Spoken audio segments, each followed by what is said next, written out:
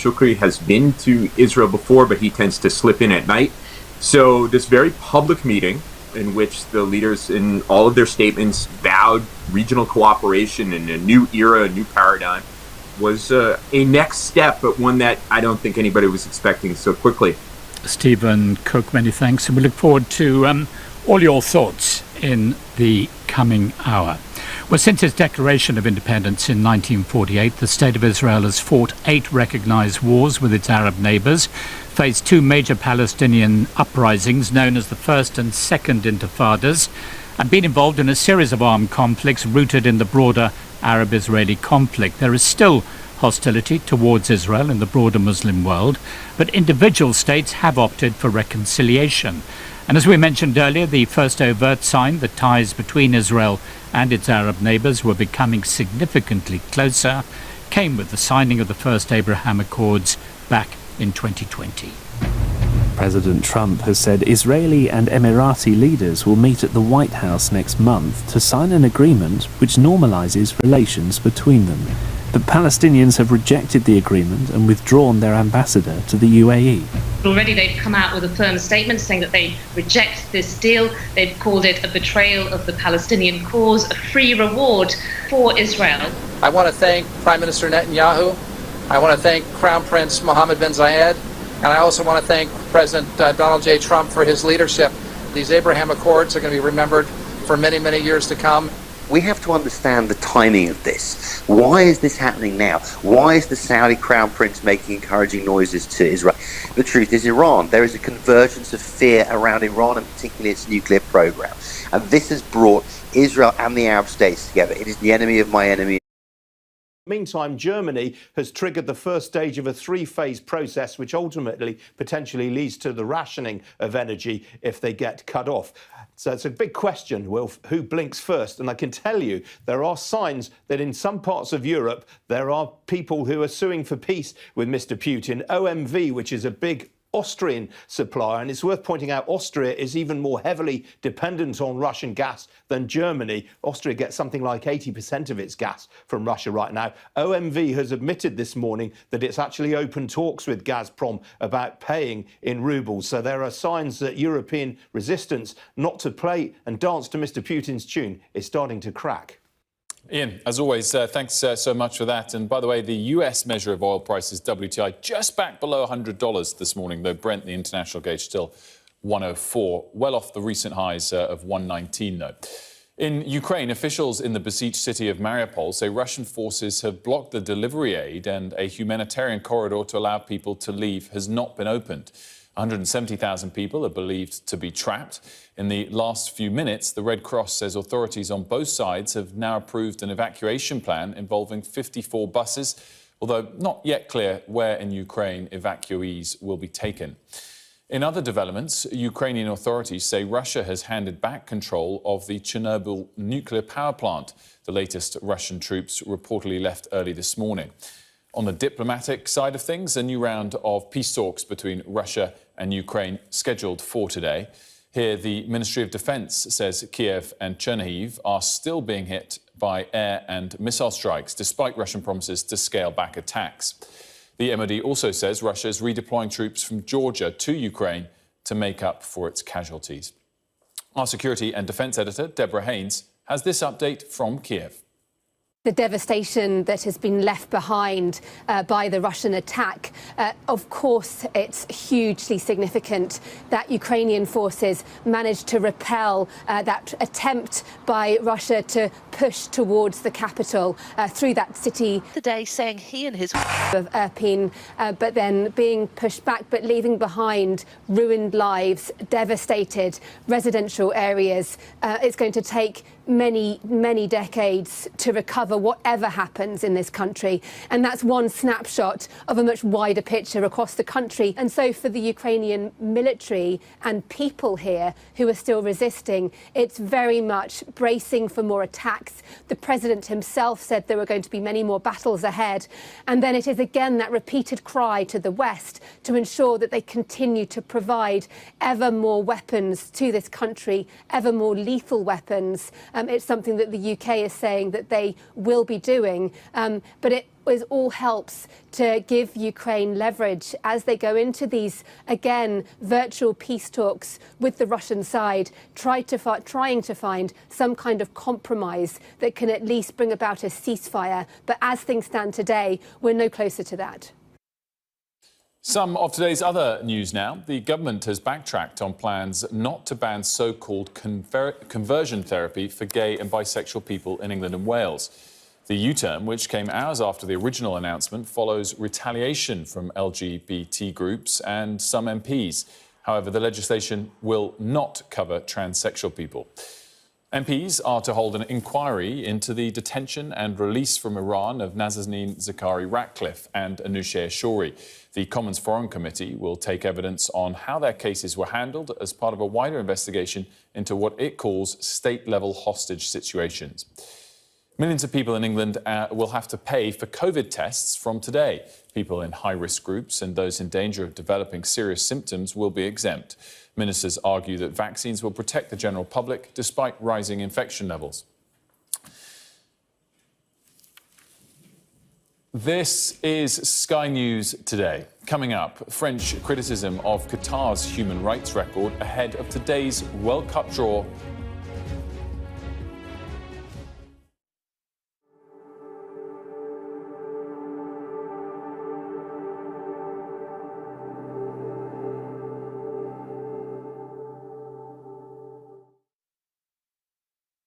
The world seems to be becoming more and more divided. Issues around politics, culture, the pandemic are resulting in vastly opposing viewpoints, causing real rifts between us. I want to get in the middle of those debates. I want to better understand where each stance comes from and whether there's room for compromise. Join me, Trevor Phillips, as we look to find common ground on Sky News.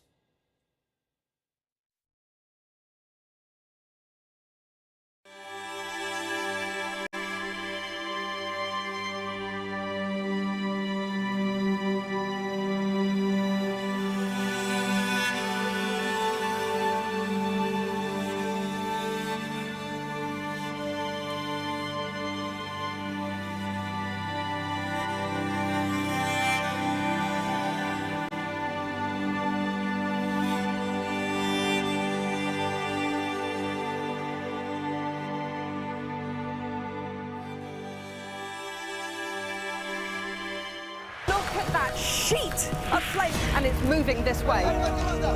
And over there is Dover. We track the changes happening to our world right now. I think it's a procession of the Taliban. There they are, right here. Would you, as Prime Minister, be able to look them in the face? Let's have a look at both of those two things. I just want to say thank you for having the courage to speak to us. We do genuinely believe in what we do, to show the truth. I thought there was an astonishing story there.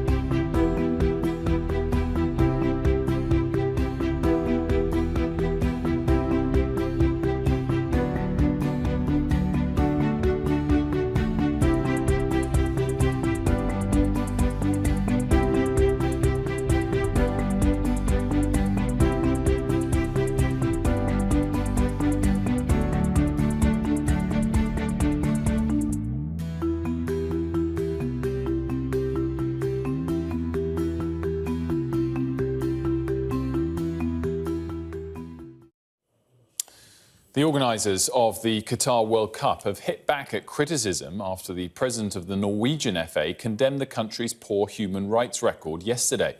Qatar's in the spotlight today as it hosts the draw for the group stages of the tournament. Our sports correspondent Tom Parmenter is in Doha. The organisers are probably perhaps at the most defensive that they have been through the course of the last 12 years since they were awarded the World Cup back in 2010. A lot of difficult questions coming their way and a bit of prickliness, I think, as to the fact that they are continuing to have to reassure people that everyone will be welcome. Remember, this is a state where it is illegal to be gay, but they have insisted that everyone of all backgrounds will be welcome to come and enjoy the World Cup here in Qatar. They're opening the doors. It's potentially the biggest cultural global event ever seen in the Middle East, and it is a big deal. They're spending eye-watering amounts of money to make this right, to make it look the part. The stadiums are pretty much all set, ready to go. They look incredible. But those nagging questions in the background about the workers who built those stadiums, the rights and contracts, have those improvements been good enough that have been put in place? The Qataris, of course, say that they have been. And that idea of inclusiveness, just how welcome will everyone be? What will be the freedoms that people can enjoy here during the World Cup, during those great moments of celebration, all about the sport and incredible football moments? And the attention really does turn to the football with the draw later on today. It'll happen about tea time in the convention centre just behind us here in the Doha skyline. And England will be among the favourites. They're in the top seeds, and we'll be watching to see which group they get. Gareth Southgate has said they can win this competition. If they get to the final, they'll have to be near perfect to do it, but Southgate says they can win it. Of course, Scotland and Wales are also still in with a shot of qualifying. Their playoffs have been delayed because of the situation in Ukraine. We won't find out until June whether or not Scotland and Wales will be here, but they'll be in the draw here this afternoon as either-or options for the group stages. So an exciting football moment, but all those questions still swirling around this tournament. Don't say that we're among the favourites yet, Tom. Step by step, step by step. Tom Parmenter there for us in Doha. Now for a check on the weather.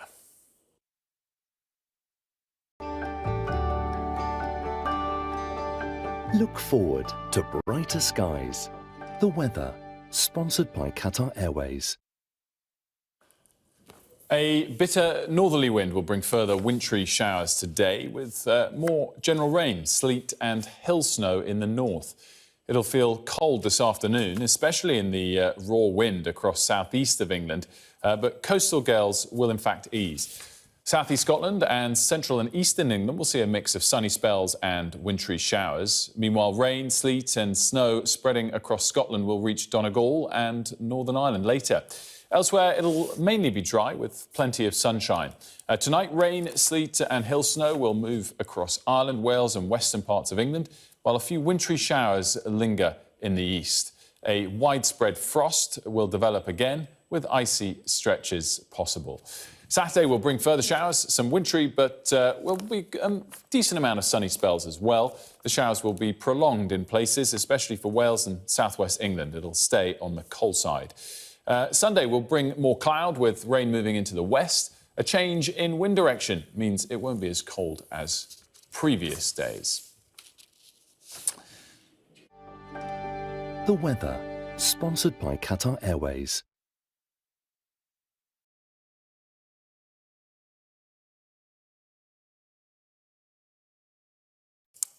We are, in fact, now going to pivot to New Delhi live, where the Russian Foreign Minister Sergei Lavrov is giving a news conference. Let's listen in. The structures that formed around the ASEAN Forum on Regional Security, and this is our three: India, China and Russia. So since this trio formed more than 30 years ago, we have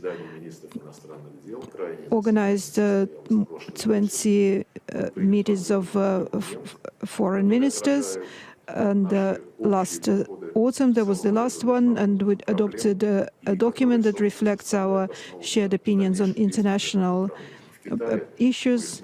In China, with the Foreign Minister Wang Yi, we discussed, among other things, our future steps in the BRIC Association, and with Mr. Chandra today we spoke about ways to develop this trio and how it should be used more actively to stabilize international relations, to ensure equality in international relations. And this is very topical because Russia, India and China are now so we have many plans, but we never imposed our products. If countries which are interested in trading with Russia, if they have concrete needs to expand the goods that we supply, we're always ready to seek agreements based on the balance of interests and mutual benefit. As for the Russian and Ukrainian talks, there are no finally approved plans. Negotiations should continue. You heard how our negotiators commented on the last round in Istanbul, where for the first time the Ukrainian side recorded its vision on paper, the agreements that need to be reached, and these agreements must be formed. We are preparing our response. There's movements there, especially with regards to the recognition of the impossibility by Ukraine to be a country in a bloc, the impossibility for Ukraine to seek happiness in the Northern Atlantic Alliance, non-nuclear, neutral, non-aligned status. This is now recognized as an absolute need. And you've also seen that the more understanding of another reality, the situation with Crimea and Donbass. As for potential future contacts, they are now being elaborated, and there will be an announcement.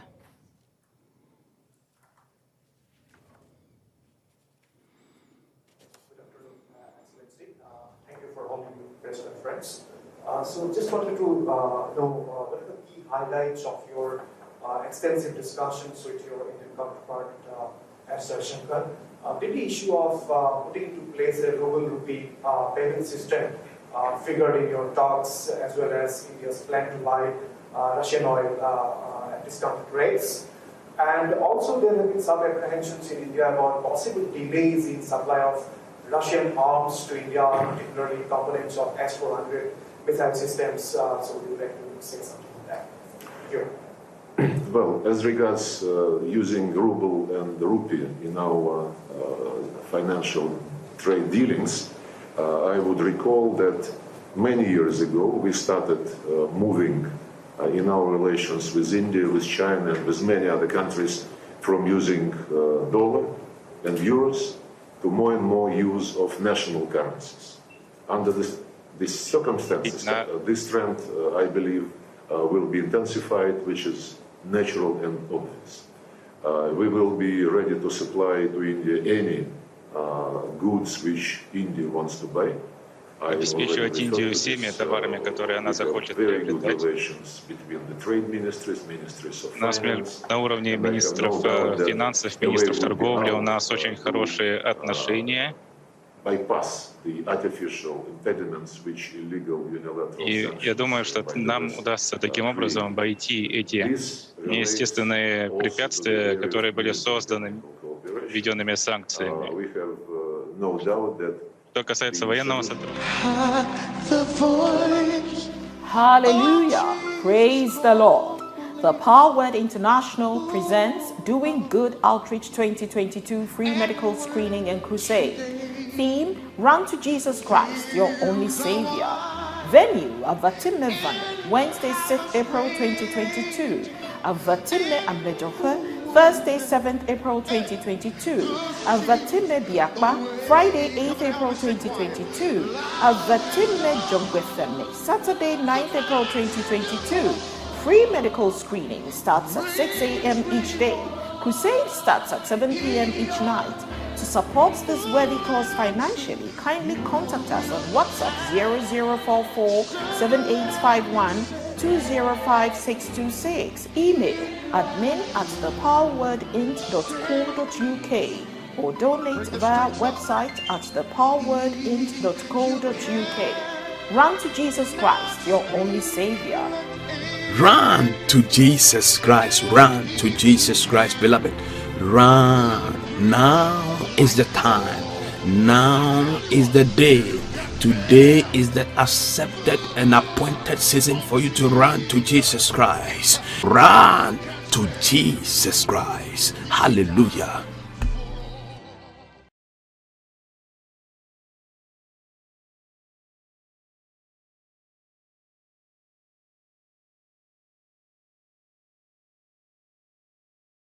Our exchange rates are excellent. You can see for yourself by checking them out on our website.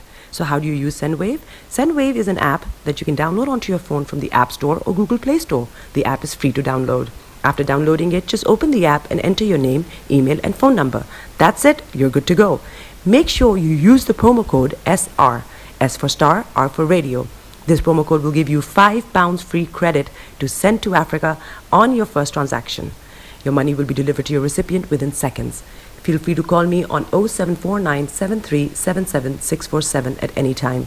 I'll be happy to tell you all about Sendwave and help you in any way I can. Remember to use the promo code SR for £5 free credit. Medasse. Tune in to On Point here on Star Radio UK with Empress Regina every Monday at 5 p.m. GMT. Looking forward to your company. Hi everyone, it's your girl BB Clemens, the author of How to Go From Employee to Entrepreneur and the host of your weekly business show, BB Means Business, the show where we discuss everything you ever wanted to know about business but you were afraid to ask. How do I start my business? How do I raise the finance? How do I grow my business? Where am I going to find my customers? Join me every Tuesday at 1:30 p.m. on Star Radio UK to get all the information and tips that you need to become a successful entrepreneur and become financially free. Remember, don't let life dictate to you. Rather, put your signature on life.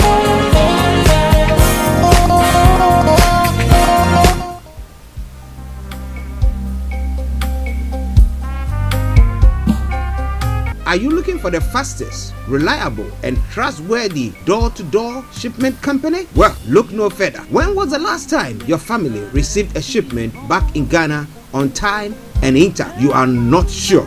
Well, Lamb Shippers, we pride ourselves with being the fastest, reliable, and trustworthy shippers you can use. You are assured of a prompt pickup anywhere in the UK by our personnel. They also make sure your items are well packaged to get to its destination in time. When it comes to door-to-door shipment, look no further. Well, Lamb Shippers, contact us on 07939009321 or 07498911820, or you can visit our website www.welllamp.co.uk. You can also drop us a mail, info@welllamp@gmail.com. Well Lamp Shippers, fast, reliable, and trustworthy.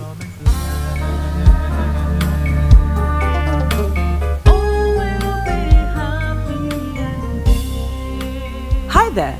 Are you dreaming of owning your own house in Ghana? Then you will need a well-documented piece of land that is free from troubles. I highly recommend My Africa Property for any size of land that you will need. With My Africa Property, lands are available in Pram, Sopoli, Tohenia, Ogome, Dodova, Winneba, and many other locations at affordable prices. These locations are about an hour away from the airport, only 35 minutes from the motorway, 10 minutes drive from Central University College, 10 minutes drive to the beach, and close to Pram Senior High School and Ghana Men's Soccer Center of Excellence. For more details, visit our website www.myafricaproperty.com or call our UK office on 0208 123 2523. For our US and Canada offices, call us on +1 585 184 994145. You can also email us at ghana@myafricaproperty.com. Check me out. He tells me my energy is making him tired. Yes! How do you get the energy to do I've been told that I have a lot of energy, but my goodness, I think today I have met my match, people. I have met my match, Miss Suzanne. Wow, amazing. One of the things that's the start of digging the hole of darkness. So what did that? Myself and the world will adjust. And 2019. Forget the proverbial boardroom. Join me, Simone Frazier, on The CEO, the program that gives you the driving seat over your life. Every Tuesday, 8 p.m. only on Star Radio. The best radio show. The coolest way to start your weekend. Hi there, this is CJ Buckman, your life coach. And whenever I'm in London, I listen to Star Radio UK right here. But guess what? You can listen to it wherever you are. Broadcasting worldwide, online 24/7. All around the world. In your car. At work. At home. On your smartphone. This is Star Radio UK. Are you ready to turn it up? 10, 9, 8, 7, 6, 5, 3, 2, 1. Birds flying high, you know how I feel. Sun in the sky, you know how I feel. Breeze drifting on by, you know how I feel. It's a new dawn, it's a new day, it's a new life for me. And I'm feeling good. Hey there, this is Archie.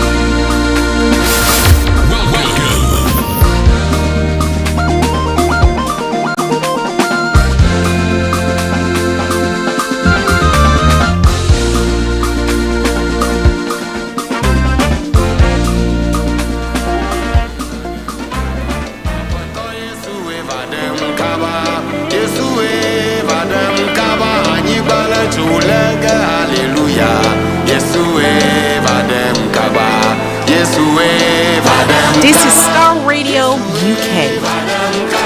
In your car, at work, at home, on your smartphone, all around the world.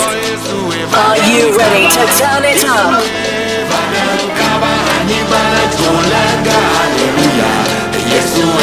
This is Starr Radio UK.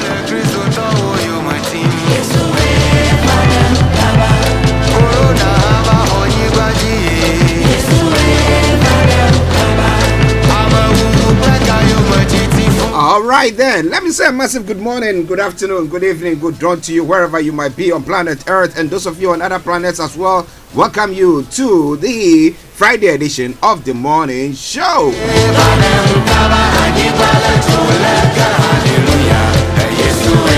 Today is the first day of April, the year 2022.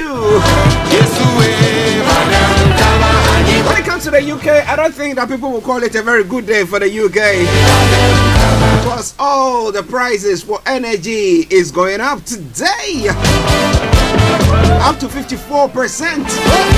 Oh my, oh my, oh my. But somebody asked the question, are you there? Remember the COVID when it started? The way it was hitting and causing lots of mayhem. But some way, somehow, we did survive, didn't we? When there was no clue of what vaccines can be used or what can be used, and all that time where we were going through all the challenges, some way, somehow, we went through it. Yeah, we know that people lost their lives. We lost friends and loved ones. But some way, somehow, you managed to survive. Some people had long COVID. Yes, still, they still survived. That tells you the strength in humanity. So some way, somehow, we managed to survive all this, and therefore, I'm sure, with right help and everything around, we will be able to survive. Playing in the background, something from the Better Revival Choir, latest from them, praise medley. So I call it the music made in the African pop, with all the African instruments down there. But I'm saying good morning, good afternoon, good evening, good dawn to you wherever you might be on planet Earth. Those of you on other planets as well, we salute you and we welcome you to the show. Tell a friend to tell a friend to tell a friend to tell a friend. Now the Starr Radio UK morning show is on. But let me just say good morning to the team, Mr. Frank Davis, Mr. Olayomi, Kojo D, Mr. Tabiri, CEO of GIL Accountancy Services, our money man. That is the team for this morning. A special good morning go to Felix all the way in Aberdeen, Mr. Kofi Ali Abdul Yakin, good morning to you, Mr. Malik Dramani Mahama, I salute you, sir. Kwame, Chale, Mr. David Kluche, whoa, long time no here, I hope you are doing very, very well. We will try to catch up with you. Our listeners in the US, those of you in Europe, those of you, in America, those of you in Europe, those of you in Asia, those of you in Australia, those of you on the African continent. I salute each and every one of you. And I say, welcome to the show.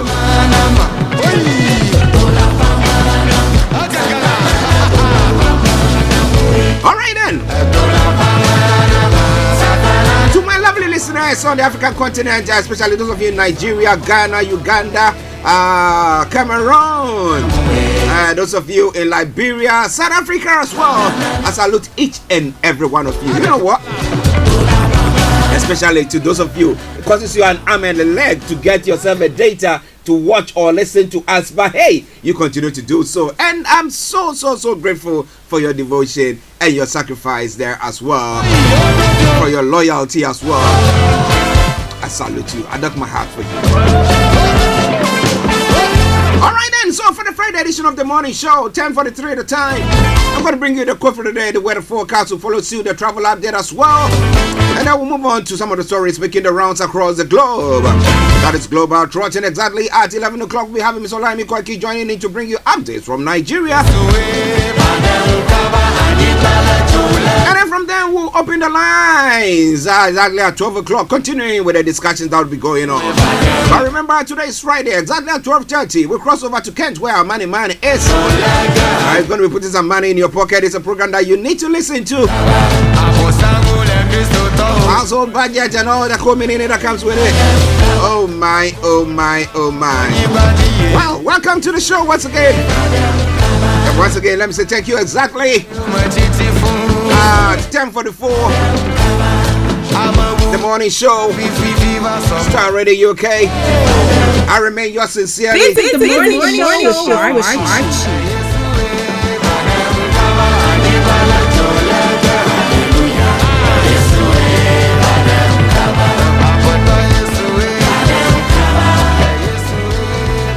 Okay.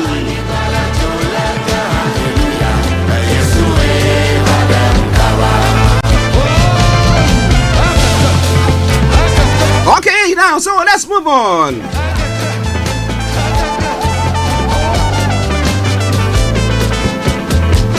The quote for the day says, in this computer age, one needs to have tremendous commitment to personal development in order to succeed. In this computer age, one needs to have tremendous commitment to personal development in order to succeed. Yeah, so you have to be committed. Okay, let's move on straight to the weather front. It's been quite nippy. We are in spring, and therefore everything should now be springing. You know, weather springing, everything. Last weekend we had some nice warm weather coming in Thursday, Friday, and thereabout. I remember putting the roof down and stuff like that. But hey. This afternoon, a few patches of cloud will develop, but there will still be sunny spells around. Chance of the odd shower drifting in, these falling as sleet or hail in places. Now this evening we'll see any patchy cloud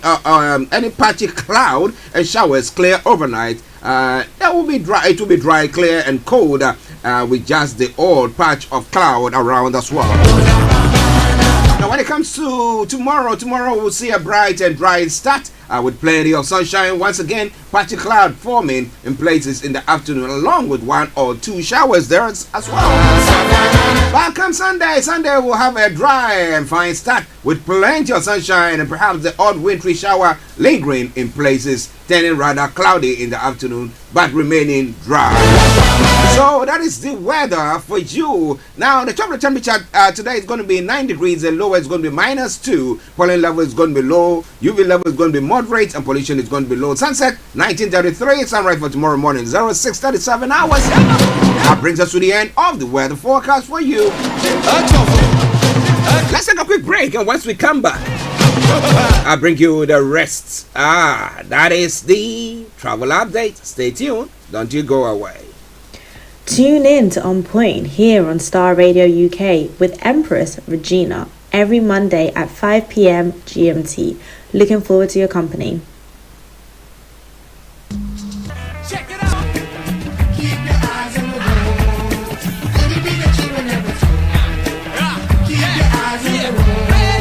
This is Starr Radio UK. Okay, so keep your eyes on the roads. Keep your eyes on the roads. I'll keep you navigated. I promise I'll on the Starr Radio UK travel updates that comes your way every weekday from 10:40. It's now 10:47.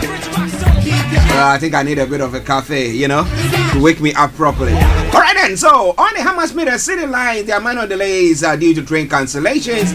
Metropolitan line is also facing minor delays between Moore Park and Chesham due to train cancellations. The next Chesham service to depart will be at approximately 11:30. Good service on the rest of the lines. That aside, remember the Northern line has got closures until part closures until mid-May. So check out before you travel on that route so you don't miss your appointment. That aside, all the others, good service there. TFL Rail, DLR, London Traveling, London Overground, good service there. I'm moving on straight to the major roads in London. A1 has got closures, A2 closures, A4 closures, Blackwall Tunnel closures there, Central London Red Routes closures there as well. All the others, no exceptional delays. I'll keep your eyes on the roads. Keep your eyes on the roads. I'll keep you navigated. I promise. I'm moving on straight to the river bars. I can tell you shortly, no incidents on the river bars. Good service throughout. Now, finally, let's move on to the National Rail. On the National Rail this morning, Cross Country has got special service Gatwick Express, special service Great Northern, special service Great Anglia, special service and Southern, special service there as well. Thames Link has also got special service. That aside, all the others, no, it's all good service. So on that note, once again, let me say good morning, good afternoon, good evening, good dawn to you, wherever you might be on planet Earth. Enjoy your commute for today. But you know what? Continue to keep those eyes on the road.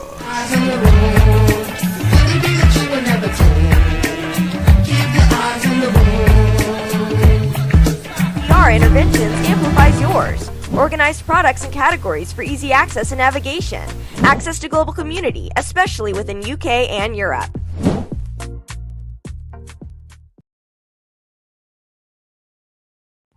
Welcome to Gabby Dave Global. We are a UK-based online e-commerce store, the first of its kind with license to trade in African products. Some of the products are clothing brands and all beauty accessories, hair and beauty brands, natural aphrodisiacs, processed and dried unprocessed food. Our mission at Gabby Dave is to connect African and Caribbean businesses to customers globally. At Gabby Dave, we ensure our sellers get the best deal for their products. We are not just here to help you reach a wider audience. We are also a distribution center to support business growth by fulfilling orders to your customers from our warehouse, making sure customers receive their products on time. We are inviting all Black-owned businesses to trade on our platform because we strongly believe Africans have a unique brand the customer would appreciate globally. So get in touch today and let us make your product and business go far. Here are some of the benefits of using Gabby Dave Global. User-friendly platform, track your shipment, online support, transparent process, multiple SKUs, multiple products, a platform that encourages manufacturers as well as traders. Our marketing and PR interventions amplifies yours. Organized products and categories for easy access and navigation. Access to global community, especially within UK and Europe.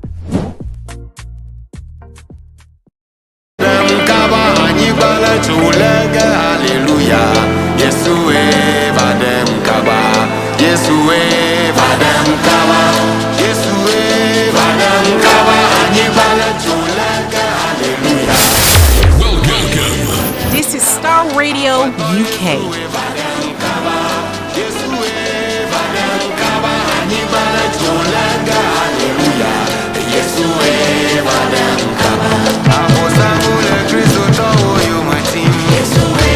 Okay, still enjoying that tune there.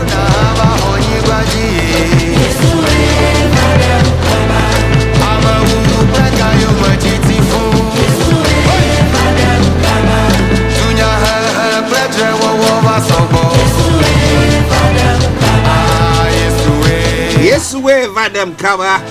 Yes, by the Better Revival Choir. Let me say good morning to Terry Omo Alade.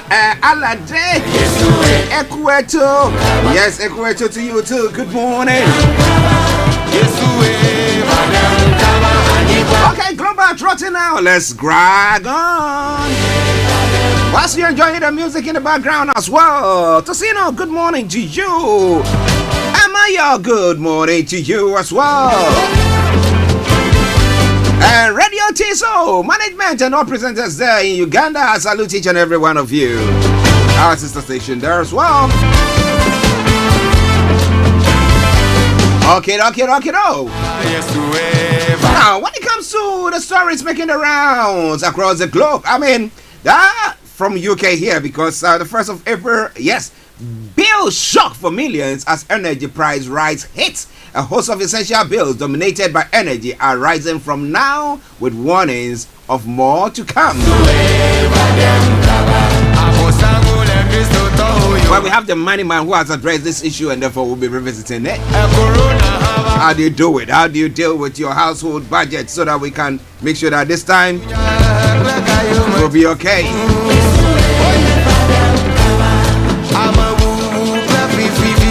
Well, so we're bringing you more on that front. When it comes to the world front, Ukraine and Russia agree Mariupol evacuation plan. Red Cross says concerns about security guarantees are holding up a convoy carrying humanitarian and medical aid to the besieged city in Europe.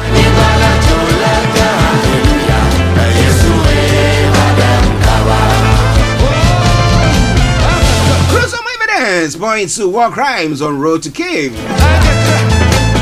Well, some journalists have found out the charred remains of civilians on the highway where Russian troops are stationed tanks.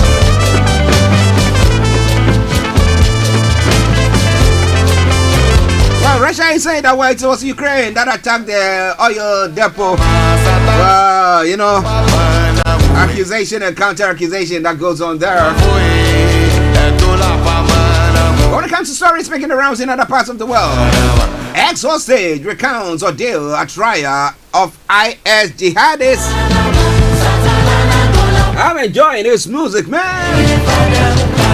An Italian aid worker says he was beaten and given dog names by his Islamic State captors in Syria.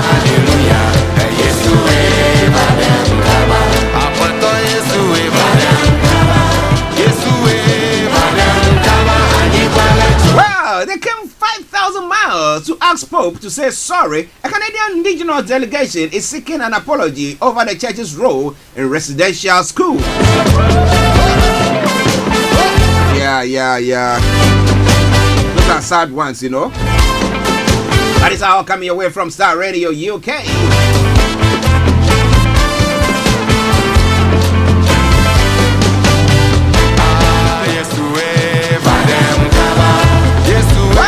Chris Rock has denied speaking to Will Smith. He said he is still pondering, processing what happened.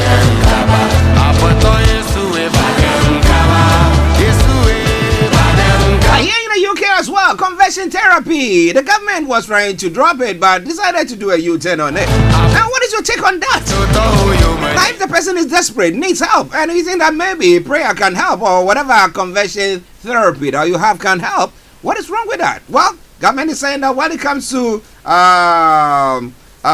is it the gays and the lesbians? Yes, but when it comes to the trans, they're not going to be doing giving them that shield that they will not be protecting on that front. What is the difference there? Well, those are some of the things happening across the globe, making lots of headlines. Two Palestinians have been killed in Israel West Bank gunfight. Troops entered Jenin to arrest 3 people suspected of involvement in a deadly attack in Israel.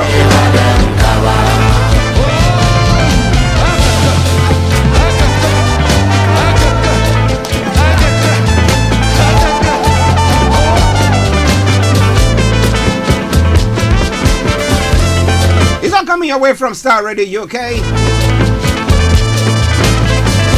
Well, Mexican military hid evidence on missing students. A new report says Mexico armed forces hid evidence that could have helped locate the 43 students. Okay, it's all coming away from Starr Radio UK. Well, our dream is undefeated. Zelensky tells Australia, while he continues to deliver his speeches virtually to all various parliaments across the globe. Or people or areas or countries that support their cause as well.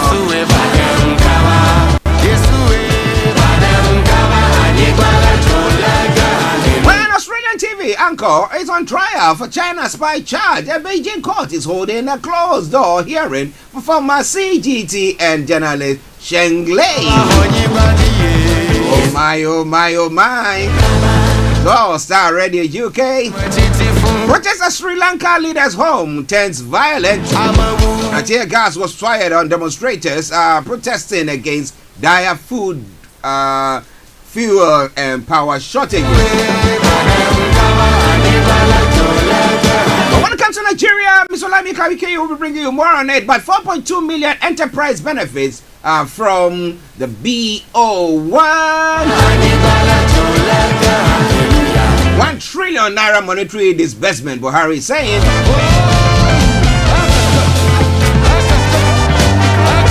Well, audio-visual battles over custody of kids as Justin Dean hurls insult at Cora Obidi.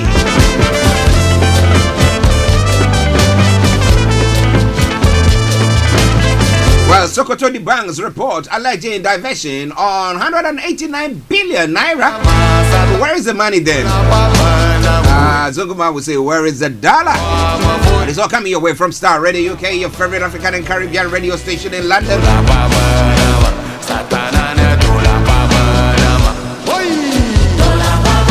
More going to be coming your way from there.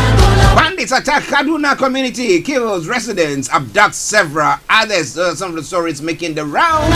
The breaking news that is coming through from Nigeria as well.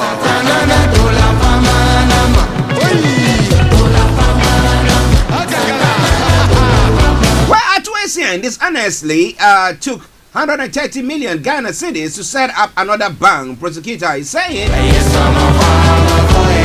When it comes to other stories, yes, e-levy, controversial absence of NDC MPs for e-levy vote. What we know so far. Well, it is coming away from Starr Radio UK, your favorite African and Caribbean radio station in London. Well, Akufo-Addo has signed e-levy bill into law. But the fact that the opposition says they are going to court, would that change it? The court rules differently against it. That whatever happened to pass that bill was wrong. Do you think that there'll be a U-turn there? Particularly knowing that the country is that desperate.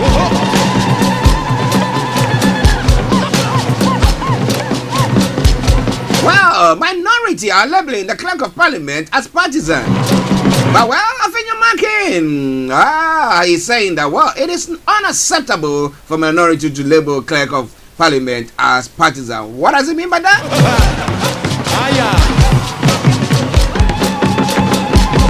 Well, it seems that some supporters of the government still believe that, well, their mission is still possible. And this time round, Gabi Ochiredako is saying that, you know what? Akufo-Addo came in with a vision, industrialization, and he is sure that that will be achieved. Now, what do you think about all that? Go on 11 o'clock. Enjoy the rest of the song, and then once we come back, we'll be having Mr. Olayomi on to bring you updates from Nigeria. Continue to share the broadcast with your friends and loved ones. I remain yours sincerely, the one and only Archie.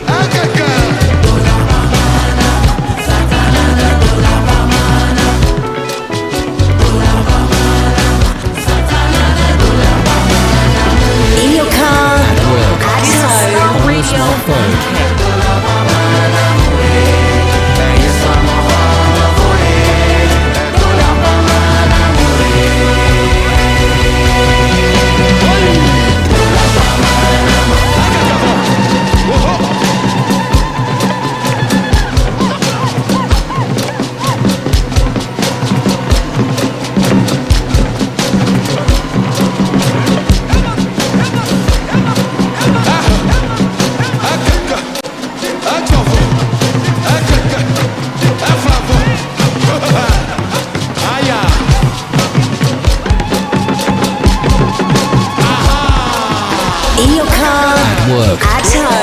your smartphone. This is Starr Radio. This is Starr Radio. This is Starr Radio UK. Let me say a massive good morning to Abraham Mawula. Yes, how are you doing, Abraham? Where are you listening to us from? But thank you, by the way, for joining us as well. Take this opportunity to also say good morning to Reverend Michael Esiama and the team back in Ghana getting ready for that crusade. And as we've been announcing, if you want to contribute anything, every little helps, as Tesco says.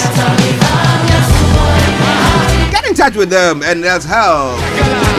Giving them some medical treatment here and there and stuff like that in that community to help them a great deal. Enjoy the rest of the music.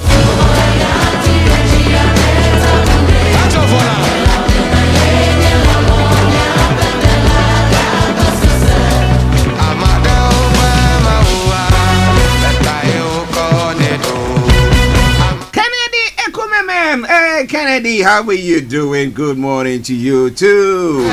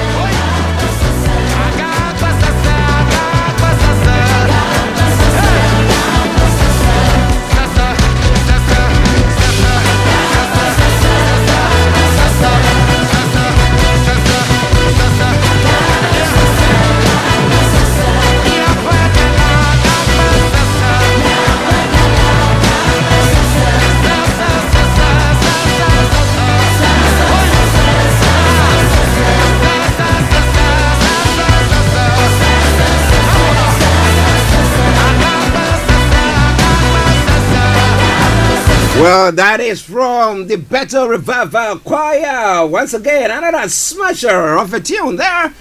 Bringing the time now to exactly 4 minutes past the top of the hour. It is Starr Radio UK. It is your favorite African and Caribbean radio station in London. And let me say, Kennedy says, Happy New Month. Yes, Happy New Month to you too. I hope that this month gives us or brings us good fortunes.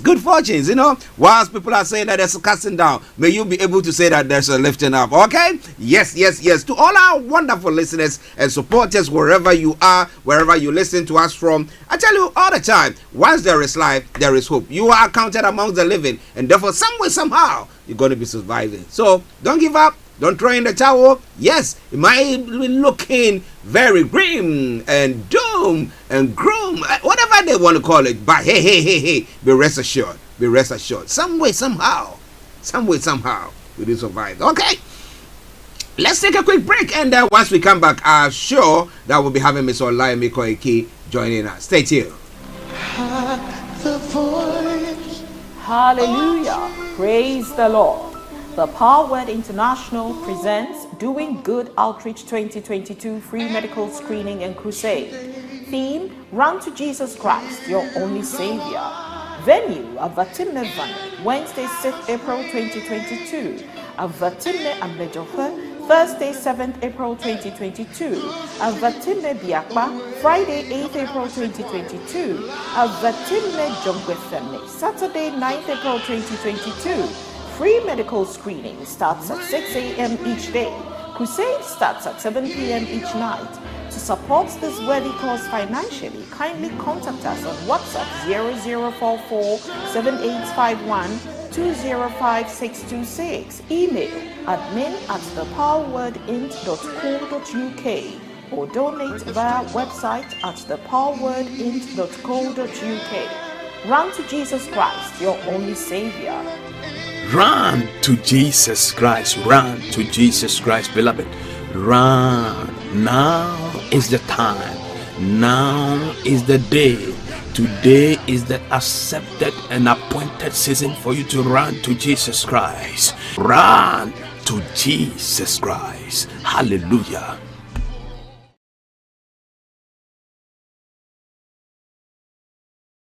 7 p.m. to 8:30 p.m. live on the Property Hour show on Starr Radio UK, where we talk to mortgage brokers, property developers, estate agents, landlord, tenant, property consultants on how to invest or get into the property business and make money. You can't afford to miss this. The Property Hour show is your best source into the property industry. Welcome back to the program Starr Radio UK, your favorite African and Caribbean radio station in London. 7 minutes past the top of the hour, the time, the morning show.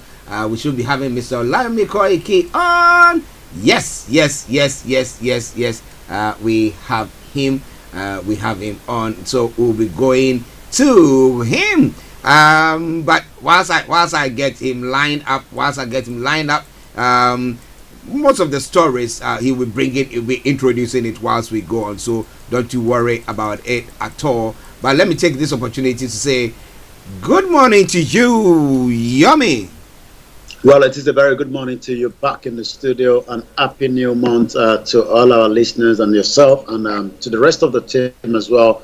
We welcome all our beautiful listeners from around the globe, and we say welcome once again. It is Starr Radio UK. It is the finest African and Caribbean radio station in London. Yes, how are you doing, sir? Well, we're doing very great as usual. The longer we are alive, I was listening to you just before I was coming in.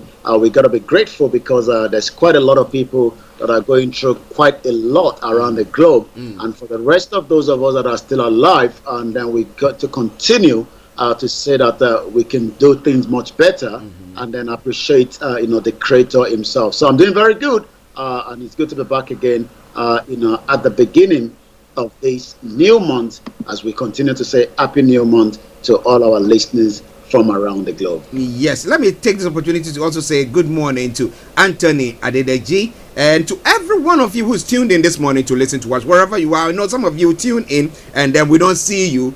You'll be on the Facebook or YouTube and others. We don't see you. You hide behind the scenes, but you're still watching us. We salute each and every one of you. We really appreciate your support and your patronage.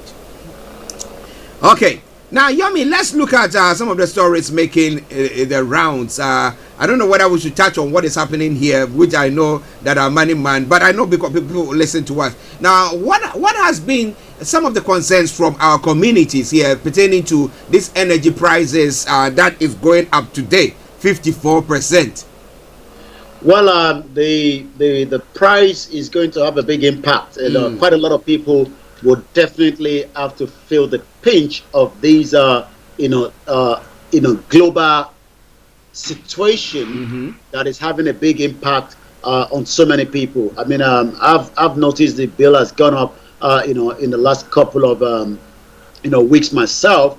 I know that today there's a lot of meter reading. The website is crashing. The government is trying to do everything possibly best. I was following, what Biden was saying in America yesterday, releasing about a million or somewhere around there. 1 million. 1 million barrels a day. Yeah. So it shows that as much as we are not happy, most of us, with the current situation that is happening globally, but I wish we can do more, to also stop it, which we can, because what is happening around the globe is one of the reasons why we are facing these difficulties. And the only thing we can say is, the weather is going to get better.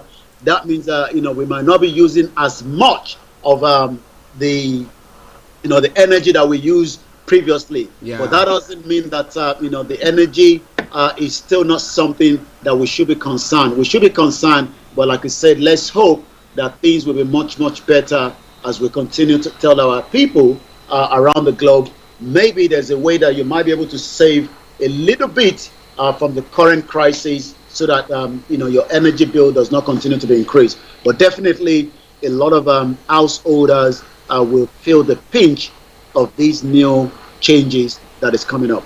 Yeah, interestingly, they've been talking about the windfall for the oil companies, which we know that Nigeria is an oil giant. I mean, I don't know what number they fall in across the globe. Is it number 4 or number 5, whatever? But they are when it comes to oil. And this is a time where people are making windfall. I mean, the oil companies are making windfall profits there. Now, has Nigeria or the government come out to say that, look, we are making some windfall, and therefore maybe fuel prices in that part of the world could be adjusted for so that people can live a bit comfortable?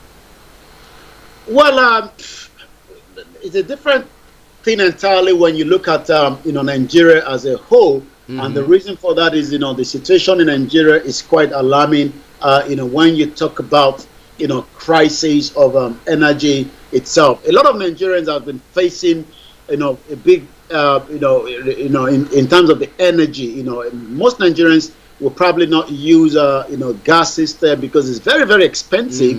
But most Nigerians will use the PMS, which is also known as the petrol. And the reason why a lot of Nigerians are using the petrol is because of the lack of electricity in Nigeria itself. So that means that the current situation in Nigeria, as it speaks right now, means that we're going to see the World Bank has already said that it's stagnant in terms of the poverty level in Nigeria. Nigeria still remains the #1 capital poverty of the world, and including that with the the insecurity that is fighting the citizens. A video that was sent to me yesterday, we're going to discuss that later on during the program. It's not something we can share because of the community standard, but almost 8 children were butchered to death by the same terrorist. Well, listeners, that is what is going on. But our government... Just pick up camera just for the 30 seconds. Okay. Yeah. Okay. Listeners, just bear with us whilst we get Mr. Olayomi back on. Well, this is what is happening across the globe, but especially pertaining to what is happening in Nigeria. We're looking at oil companies that are making windfall. How is Nigeria benefiting from it? How is Ghana benefiting from it? Because they are all oil producing countries. Angola and all those. Are the citizens actually going to be benefiting? Are they going to see any improvement on their lives? After all, if you have a huge oil deposit and then you are mining and doing all sorts, I think that it would have been good that your people will also say that, look, we've also benefited from it. But what do we see? Well, Mr. Olayomi Koiki is there to bring you more from Nigeria. Kaduna reign of terror. Terrorists kill 7 soldiers. Nigeria Air Force rains bombs on forests. How has this come about? Well, the situation since Monday, well, not literally Monday, since Saturday, it's something that is quite concerned to millions of Nigerians from different parts of the globe after the attack that we saw on that particular train network in Nigeria. But what we've now also been saying is that we're now also seeing that more Nigerians are asking questions, how did all this happen? So the headline this morning says, Kaduna reign of terror. Terrorists kill 7 soldiers. The Nigerian Armed Force rains bomb on the forest. Is it about putting the bomb in the forest or getting the intelligence in the first place? Quite a lot of question is. The combined team of the soldiers and operatives of the Department of the State Services and Police have been deployed around Kaduna to locate and possibly rescue passengers that were abducted. We have not been given the total numbers of people that were abducted, but what we know is, these terrorists who adopt as many, just as they've done in the previous time, like the Dachi where, people were, kidnapped, and I'm talking about in large numbers. So this time around, we hope that the military will be able quickly, to contain and bring back those that have been kidnapped. But the question remains is, how secure is Nigeria as, the country seems to be really going through a big turmoil as we speak right now. This is Starr Radio UK. It is the finest African and Caribbean radio station in London. And that will just take me slightly into the leak memo that review. Remember that the Rotimi Amechi, the current Minister for Transportation, and if I could see if we can get the soundtrack of what he actually said, and then I'm going to be giving a bit background to this particular conversation. This is what he has to say when he was interviewed after the attack on the train track in Abuja. We knew we needed to have digital security equipment. We told the contractors what we needed. We applied for it. Because if we have those equipment, you will see anybody on that track, for Christ's sake. And I want that lives will be lost. Now lives are lost. 8 persons dead, 25 persons. And because of that, it was 3 billion naira.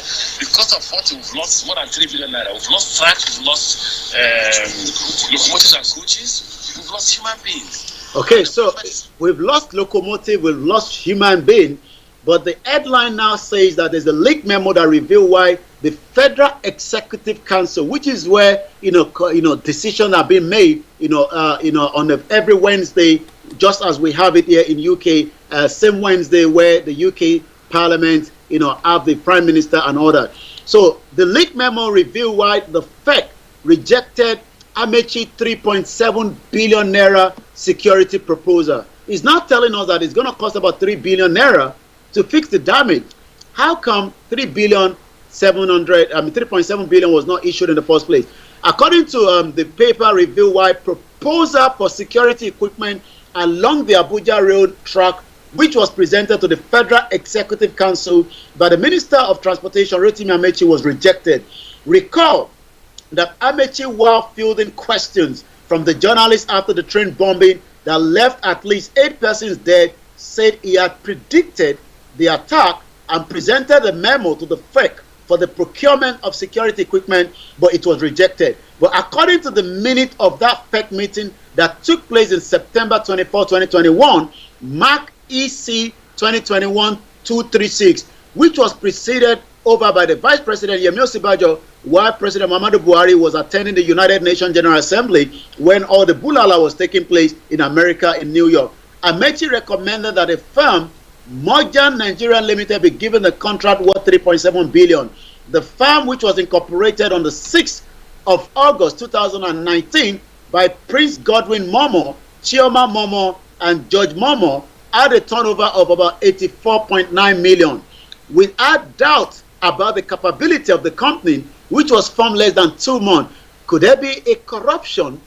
That was the reason why lives of Nigerians has been put in what actually now left to 8 people dead on Monday after the attack.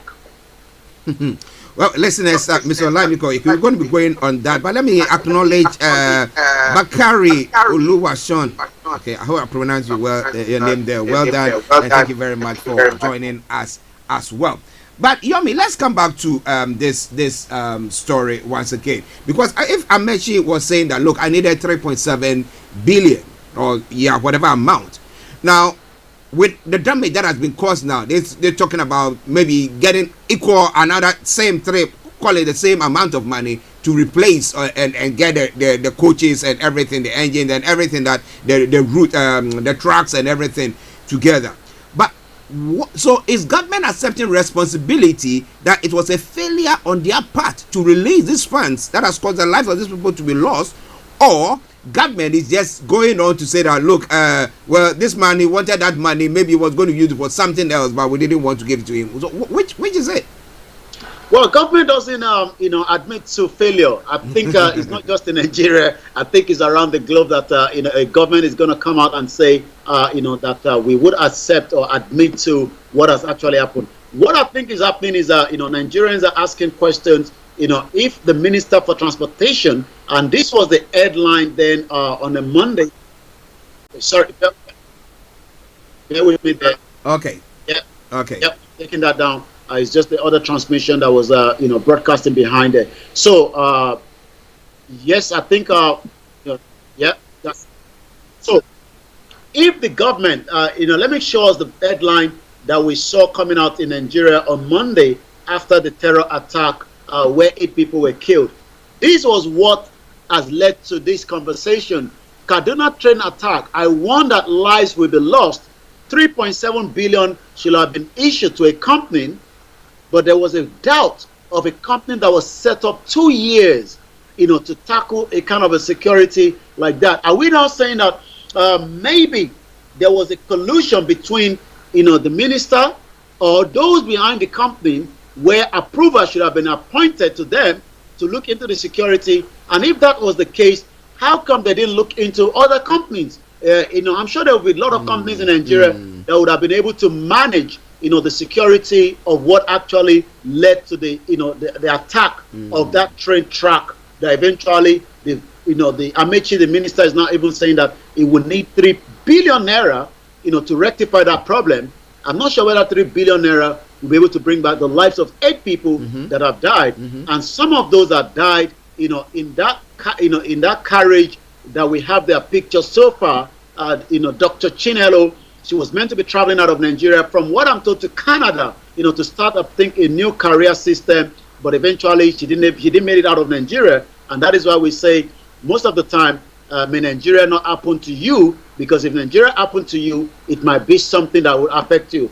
Also, we know that the Nigerian Bar Association lost 3 of their colleagues, likewise the TUC as well. So you could see that 8 people have died, numbers of people are still at the military hospital, and likewise, we don't even have the total number of those that are being kidnapped into the forest by the terrorists that have committed more havoc up to the early hours of this morning, where there was carnage in Kaduna. And that is why the first headline was saying that Kaduna, reign of terror. This is Star Radio UK, your finest African and Caribbean radio station in London, and I'll slightly come back again to you in the studio.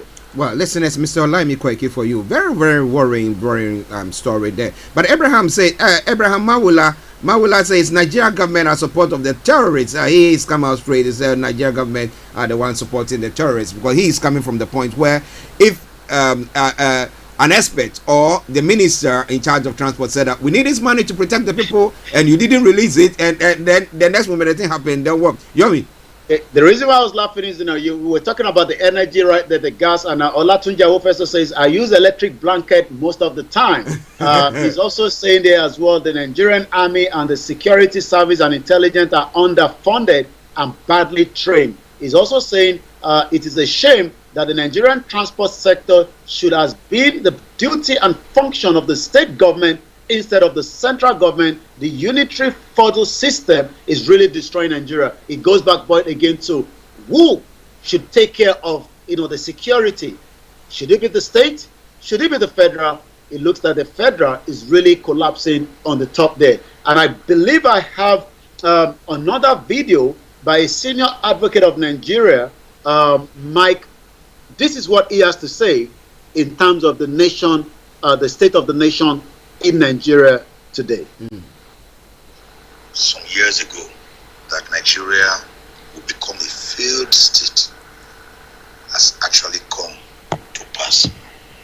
Some of the indices of a failed state are when non-state actors possess equal or stronger or more potent power than a legitimately constituted government. Power of violence, instruments of coercion and violence, as we are saying now. And let us not always be saying Nigeria is indivisible, it is indissoluble. It's not a textbook definition. Indissolubility and indivisibility can only be brought about when you nurture unity, mutual respect, egalitarianism. It is already divided because every geopolitical zone is already going according to its own details. There is no cohesion. There is no leadership. Can't you see that Nigeria is hemorrhaging? Can't you see that we are bleeding? Can't you see that we are on a journey to no destination? Can't you see that the president should wake up from his self-imposed cocoon and hibernation and seize the reins of power and save Nigeria from what remains of ourselves, self-implosion, self-demolition? Can't you see that we are tottering, we are wobbly, we are groggy?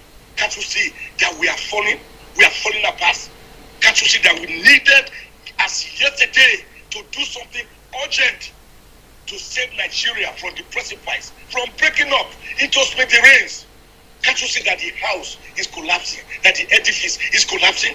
Can't everybody see it? Even if you are blind, can't you feel it? Even if you are blind and you can't feel it, are you numb? Well, let me come back again to you in the studio. This is still Star Radio UK, your finest African and Caribbean radio station in London, where we are giving updates on Nigeria. And that was Mike Ozekome. He's a senior advocate of Nigeria. He's a lawyer, a human rights activist, owning the rank of the senior advocate of Nigeria. He's known for his work as a constitutional lawyer and also an orator. And you could tell right there that Nigeria is really coming to an end, so many people believe. But some think that we can still rescue Nigeria. But according to Star Radio UK this morning, let's quickly give us our timeline to when the election we hold or no election, as the Yoruba, the Biafra, and even the Hausa are now also complaining about the situation in Nigeria. So right now we are just about 315 days, 13 hours, 32 minutes, 15 seconds to determine the fate of what it's going to look like in Nigeria. I want to come back to you in the studio, but let's just under a minute listen to the cry of this voice note from the Northerners that are now also complaining, just as millions of other indigenous people are doing the same as well. Let's just hear a little bit from that as well. Now, I want to address Nigerians and the international community about the current happenings in northern Nigeria. Although it's not only northern Nigeria, it's the entire country, but most particularly northern Nigeria. And I want to address the indigenous Nigerians and the Hausa people, particularly in Nigeria. You know, we need to rise up. We need to open eyes. The Fulanis are moving all villages, killing people, rampaging communities. You know, they have no respect for religion. Fulani man has no respect, whether you are a Muslim or you are a Christian. I myself that is addressing you, I'm a Hausa person. These people have no regard for religion. If you are thinking it's about religion, you better open your eyes. The indigenous people in this country and the Hausa people need to rise up and open their eyes. This is not about religion, it's about... All right, I'm going to leave it there and let's come back again to Star Radio UK. It is the morning show. It is April 1st. This is not April Fool. A lot of Nigerians now are asking the question from the point of the indigenous, not even from the point of a Nigeria anymore. Well, listeners, quite an interesting few voice note that we've had during this update. But let me say good morning to Sam. He says Nigerians are not supporting terrorists. They are. It means Nigerian government are not supporting terrorists. It means that the Nigerian government is a terrorist. All right. Now we need to make sure that is true, though. Amayo says good morning to you. Amayo, I hope you are doing very, very well. But if you are listening to us, I'm asking this question: with this insecurity and the fact that now it's not only the Southerners who are calling for maybe a cessation or the dissolving of Nigeria and everything that is going on. I mean, look at what happened in Kaduna. Look at what is happening in the north, and all those things that people cannot go about their duties. I mean, normal. Again, you are traveling, you're not sure whether you're going to get to your destination, not because of accident per se, though accident is also happening, taking lives of people, but because you could be kidnapped, you could be killed. Is Nigeria becoming a failed state? I want to hear you from there. Amayo says, Dr. Obadia Malafia revelation in 2020 says it all. Well, thank you very much on that. Thank you very much on that. But Yomi, when it comes to the number of people who died in that Kaduna train attack thing, now have they been buried? Has government released them? What has happened to that? Well, so far from what we know, more people are still, asking questions of where their loved ones are. I mean, what we know from the information coming out from Abuja is 9 people were killed on the Abuja-Kaduna train bombing. Dozens of people are still taking medical treatment. We don't know the numbers of people that have been taken away, and some have returned back to their loved one as well. The question you ask is, whether people have been burying their loved ones. I don't have that information, whether, the bodies have been returned back to the family. But what I do know is, more people are still asking the question, 5 days, how did the intelligence fail pinned down that there will be a bomb attack on that particular route. It's not just that. On Tuesday, we saw in Gidan the same route, and just yesterday as well, not a very good news, where there was another IED that was used to derail a train. The driver died, unfortunately, in that particular. And this says it was reported that yesterday, Thursday, 31st of March, around 11:30 a.m. The problem in Nigeria is, you hardly get the news coming out in time, because remember we discussed this yesterday, about 34 million Nigerians are out of coverage. So should anything happen in anywhere in Southwest where there's no coverage, it might take about 48 to 24 hours before somebody is aware, and before that is reported back, to a community where there is internet and people can get the message. So because we were here yesterday, but it was after we left the morning show that this news was coming out of Nigeria after so many hours. So yesterday there was another terrorist. It was reported that yesterday around 11:30 a.m. terrorists removed a section of the railway line along Kaduna and Zaria line. It resulted to the derailment of an ongoing train on the line, leading to the loss of the life of the engineer driver. And the question again is, how safe is Nigeria on air? How safe is Nigeria on the road? How safe is Nigeria on the train, on the sea? These are questions that millions of Nigerians are asking on a daily basis. This is Star Radio UK, your finest African and Caribbean radio station in London. I'll come back again to you in the studio. Well, listeners, quite sad stories or happenings there. Well, pertaining to the question that I did ask, whether Nigeria, with everything that is happening, is becoming a failed state. Well, Sant says that, well, Nigeria is not becoming a failed state. It is already a failed state, and UK government knows about it, but turns a blind eye to it because of their interest. And remember, every time we talk about this, and Frank will say that, well, the West have got permanent interest, not permanent friends, and therefore so far as they are milking or they are getting something from you when you are doing bad things or bad things are happening, they wouldn't say anything, because so far as their interest is being protected there, that is all that they need. And I saw in the background one of the papers that you posted, they were saying that Algeria is paying unemployed with the windfall that they are getting from the oil, but Nigeria is using that as a subsidy. Now you look at that, that is, oil windfall, and it says that, let me read, those of you who are looking at it. So oil windfall, Algeria pays jobless citizens as Nigeria spends on subsidy. But the question is, are the citizens actually seeing what is going on? Are they feeling it in their pockets at all, or things are even tougher than they look? Let me read a couple of comments and then I'll come back to you, Yomi. Amayo says, Dr. Obadia Malafia said, total ethnic cleansing in 2022 is imminent. Now, we will all chop breakfast. It's lunchtime, but please don't wait until it's dinner. Oh. Okay, Abraham Mawula also said, Nnamdi Kanu and Sunday Igboho are called terrorists. What will Nigeria government call those that are killing innocent Nigerians and attacking train invading villages? What would they term them? I don't know, whether super terrorists or whatever they will want to call them. I don't know whether you have some comments there that you want to read out. Well, yes, our professor says, the power and the function of the Nigerian presidency is too much. Nigerian presidency has 68 functions.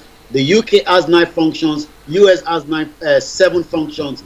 It seems a shame the Nigerian transport system should have been the duty and the function of the state government. We read that already, but I think it's talking about the function, and which is quite right. You look at the function and the role of each of our local government here, which an election will be coming up in May, and then most people would have to be taken off if they're not doing the needful. You can't bribe anybody. People will vote their conscience come May. I think May 3rd, if I'm right, when the local government council will be coming up. So, but in the difference in Nigeria, the local government is not functioning. We have about 774 local government. Some local government are completely out of the jurisdiction of the state governor because it has now been taken over, by the terrorists.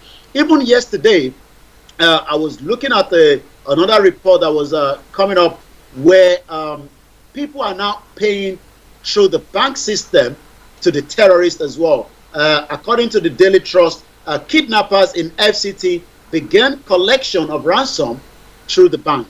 Wow, so interesting.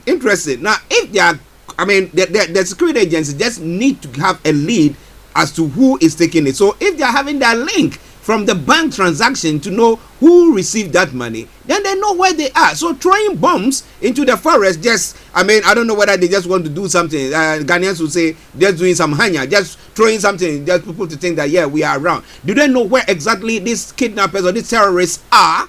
And was that where they targeted? Well, that was the whole idea of, again, when we look at the telecommunication system, you would expect that, the government should be able to pin down quickly, where the call is coming from. We have the technology to be able to, to see that. But what has actually happened is, the government is rather not interested, in saving life, because if the terrorists are still able, to communicate using, either the phones, this is happening now. We're just trying to catch up. I was watching a video this morning. Somebody that was going to, Benin to bury a mother. They were kidnapped. About 6 of them. Even the dead body was taken as well. Wow. And this video was just. I saw that video this morning. So the question again is the security intelligence doing enough? And that is the headline that I was just talking about earlier, that says that the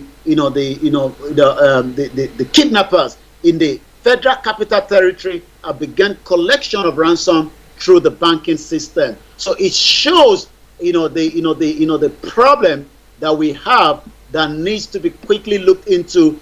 We do know that the country itself is the number 3 when it comes to the global terrorism index, but the question remains is for how long must Nigeria face these difficulties on a daily basis. This is Star Radio UK. I'll come back again to you in the studio. Well, listeners, Mr. Olayomi Koiki for you, bringing you updates from Nigeria. And let me salute each and every one of you who has joined us this morning. Those of you on the Facebook, those of you on all the other social media platforms, we salute you and we love you very, very much. Amayo says that if we all wait to eat dinner, that will be final wisdom.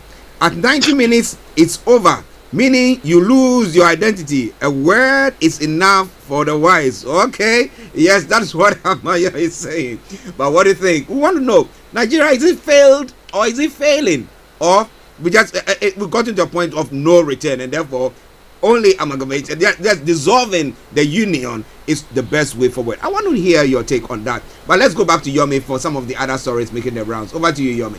Well, it's coming up fast. Time is quite spent already. It's coming up to 11:39. Let's quickly touch on some of the other headlines coming out of Nigeria this morning. The federal government charges, the NBC board to prevent incendiary broadcast during 2023 election. That is, if 2023 is going to hold, because I was playing what the pastor, Adeboye Enoch said, I think last year.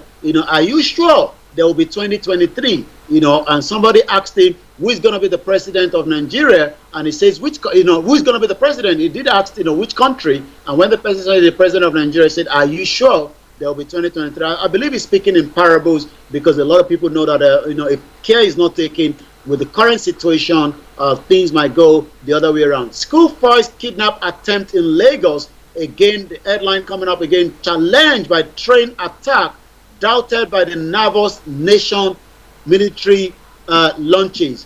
That is also coming from the airline. Let's go back to some other headline. The external reserve lost $313 million as oil prices fluctuated. We're going to touch on that, because the more we are not getting more from the crude oil itself, the more problem it is, back for those, that is meant to be, running the affairs of Nigeria. So the headline says, external reserves loses $313 million as the oil prices fluctuated. According to the Nigerian external reserve, fall by $313 million last month, March, according to the figures obtained from the Central Bank of Nigeria on Thursday. The CBN figures show that foreign exchange reserves, which commenced March 1st, 2022, at $39.86 billion, fall to $39.55 billion as of March 2030. So we're not making a lot of money, even though we know that almost $3.26 billion value of crude oil was stolen between January last year and February this year, according to the information that we discussed last week. I'm going to touch on just straight to the social media because of the time constraint, then come back to you in the studio. Once again, more conversation, more people are asking questions, regarding, the failure of the government to protect Nigerians, as more people are now asking, if Nigeria is trending at number 5 this morning, and let's just quickly look at what is trending this morning on the social media. El Rufai says they know the camps of the terrorists who attacked Kaduna Airport and train station, yet the federal government refused to do the needful because these terrorists are Fulani. Meanwhile, the Nigerian army is committing atrocity in the southeast in the disguise of fighting IPOB. This is coming from Sonto Okonko at General_Sonto. Ifa Fonshaw at Ifa Fonshaw Graphics says the only people trending the attacks in Kaduna Abuja airport attacks are the southern Nigeria, not the Arewa Twitter in the north. The only time you will see those ones raising their voices is when they are fighting Allah's battle. You will never see them fighting hunger battle in the north. So she's saying that at the moment, those that are crying and shouting of this train attack are from the southern region, while those from the north are not doing the same. Let's go and look again. Ifa Fonshaw again says Kaduna is a military powerhouse of Nigeria. Once Kaduna falls into the hands of the bandit terrorists, Abuja too will fall. Nigeria's story will be like the Taliban in Afghanistan. According to Simon Ekwa at Simon_Ekwa, the next exposition is on Ekeremadu. He refused to talk about how the Nigerian Boko Haram army are burning villages in Biafra land, ethnic cleansing. Ekeremadu, it is time to break your table and scatter it, according to him there. I'm going to take one more. I'll come back again to you in the studio. Lawless Nigerian police have now rearrested enslaved 21-year-old woman Glory Okoli weeks after release from Suleja prison. According to Dr. Duke at Okula_priest, they said he won't declare. He has declared. They said he won't buy the form. He has picked up the form. They said he's not politicking. An aspirant has stepped down for him. He does the right thing at the right time. Peter Obi is coming to rebuild Nigeria for every one of us. Will Obi have any Nigerian to build for every one of us? That's a question that is being asked. But Amayo says that Yoruba, no, it starts from here. It says failure, failurist. That means it's gone totally. And then goes on Yoruba. How many times did I call you? Wake up. Well, he's calling on the Yorubas to wake up. Okay. And then Ola says UK are the problem in Nigeria. They are behind the Fulanis just because of their selfish interests. Those blood are on the UK's hand. Wow, that's quite a strong one there. How somebody asked the question, how has the UK been supporting the Fulanis? Because it's up to the government to do whatever. But let me see, Yomi, do you have any inkling as to how the UK is supporting the Fulanis? Well, I think history will always go back to play itself, just as we saw Kate and Kate Duchess and William travel to America. Yeah. So the question again is that there's evidence based that Nigeria was put together in 1914, during the British colonization and the era of that time. But in 1957, 1958, while they were discussing, in terms of the independence of Nigeria. Evidence base shows that the first election was rigged by the British government in 1959 that allowed power to be taken to the northern part of the Nigeria. And as of today, a lot of Nigerians still believe that the power from the British is still behind the northerners, and that is where I think where the comment is coming. Okay, I get it. Thank you very much. Ola says, I have an intel on this accusation. Believe me. Wow. Okay, Ola, you can send that into Yomi. If you have his contact, just send it directly to him, and then we will look at it. We will not put it in the public domain that way, but we'll look at it as well. But listen, it is Star Radio UK, 11:46 the time. Yomi, before we go.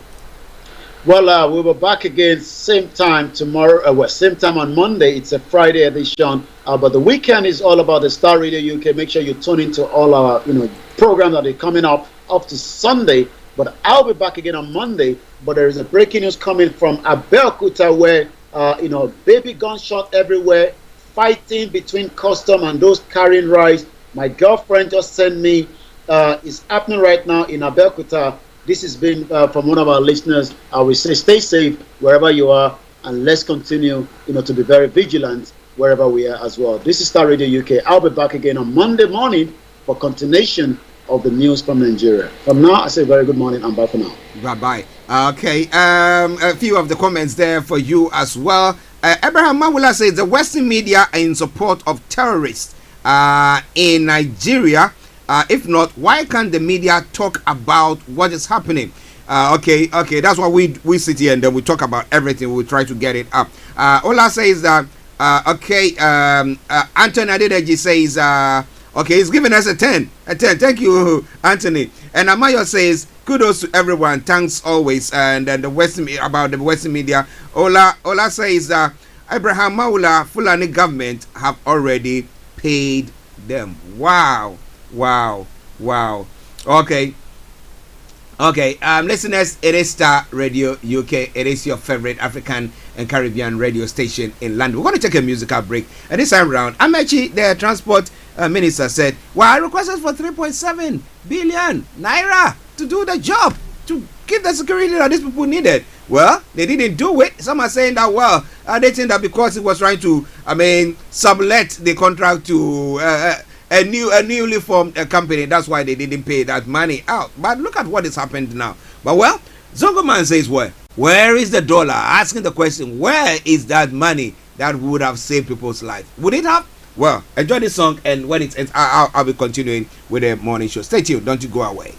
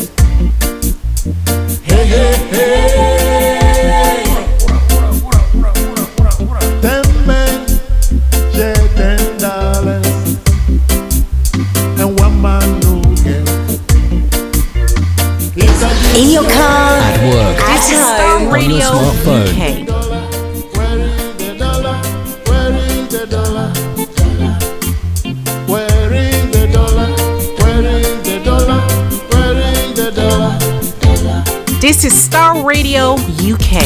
Broadcasting worldwide, online 24/7. To give to monkey. Hey, hey, hey. Give gorilla bananas. To give to monkey. You say no. If no go see banana. Well, where is the dollar? That is what the Zongo man is asking this morning. But wait, hey, if you're listening to me, where do you think the dollar is? Well, that money that Amechi was asking for, had that money been given to him, do you think that he would have saved the lives of these people who lost their lives, the 8 people or 9 people, and the people who have been abducted? How many of them? Well, we have the government embarking on, is it a rescue mission where they went to just throw bombs in the area thinking I don't know where they are? Interesting one there. But it's all coming away from Star Radio UK. When will Africa rise up? Open our eyes. Somebody say shine our eyes. But let's now go to some of the stories making the round in other parts of the world. I'll be opening the lines pretty soon. But then let's just hold on to hold our horses. All right. Well, when it comes to Ghana, Akufo-Addo came in with a vision to industrialize Ghana, Gabi Ochodako says. And what has happened to that? They call it one district, one factory. How many factories have been built? What have the monies so far been used for that have been released for that purpose? Now, leading member of the New Patriotic Party, Gabi Ochodako, says President Akufo-Addo is working to ensure his vision of an industrialized economy becomes a reality. In a tweet, Mr. Ochodako cited that the recent commissioned Nissan assembly plant in Tema to speak of the works being undertaken by the president. He came in with a vision to industrialize Ghana. Already Nissan, VW, Sino Truck, Peugeot, Suzuki and Toyota are assembling here. Now Kia, Hyundai and Renault are to start production this year as well. That's a good one. But when it comes to the purchasing power, have people got it?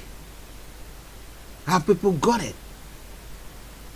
Have people got it? And that's the big question. According to him, the good work done, the incumbent government led by President Akufo-Addo shows Ghana is on course to produce for an integrated Africa. Well, if things are putting together nicely, then I hope that we'll be able to reach that. But he's optimistic the African continent free trade area will be in full swing by 2030. And he goes on further to say, on Thursday, March 31, President Akufo-Addo commissioned the Nissan assembly plant. The new state-of-the-art assembly plant said to have the capacity to assemble 5,000 new vehicles annually. He said that presence of the facility comes to support the industrial transformation agenda to diversify the economy. Today marks yet another important milestone, our request to make Ghana a new manufacturing hub for Africa in particular, realize our vision of becoming a leading player in the automobile industry in Africa. I'm delighted that in the automobile sector, we have attracted investment from a number of global iconic brands. And it's a good one there. Where at least mechanics or engineers, young engineers, electricians can get a job from there. You get it? So, we are all for, improvement of the lives of people, having industries, whether it's just assembling plant, but getting something that we know that will benefit the people, rather than wasting monies, siphoning monies into people's personal accounts and doing all sorts. But what do you think about all that? Star Radio UK. Abraham Mawala said, thank you, Star Radio UK, for speaking for Yoruba and Biafra. We appreciate all your support. We also appreciate your support there as well. Abraham, thank you very, very much. But this is all coming your way from Star Radio UK. So digital formation or the having assembling plants of various vehicles, automobile companies in Ghana is a way forward, showing that the president is doing very, very much? Or is it something that the people are rather going to be benefiting more from it than the state itself? That's the owners of the company. So we talk about Nissan. Is Nissan going to be benefiting more from it than Ghana itself? How many percentage of their what percent of their profit will be repatriated out the country? It's quite an interesting one, and I want to know or have your take on that. It is Star Radio UK, your favorite African and Caribbean radio station in London.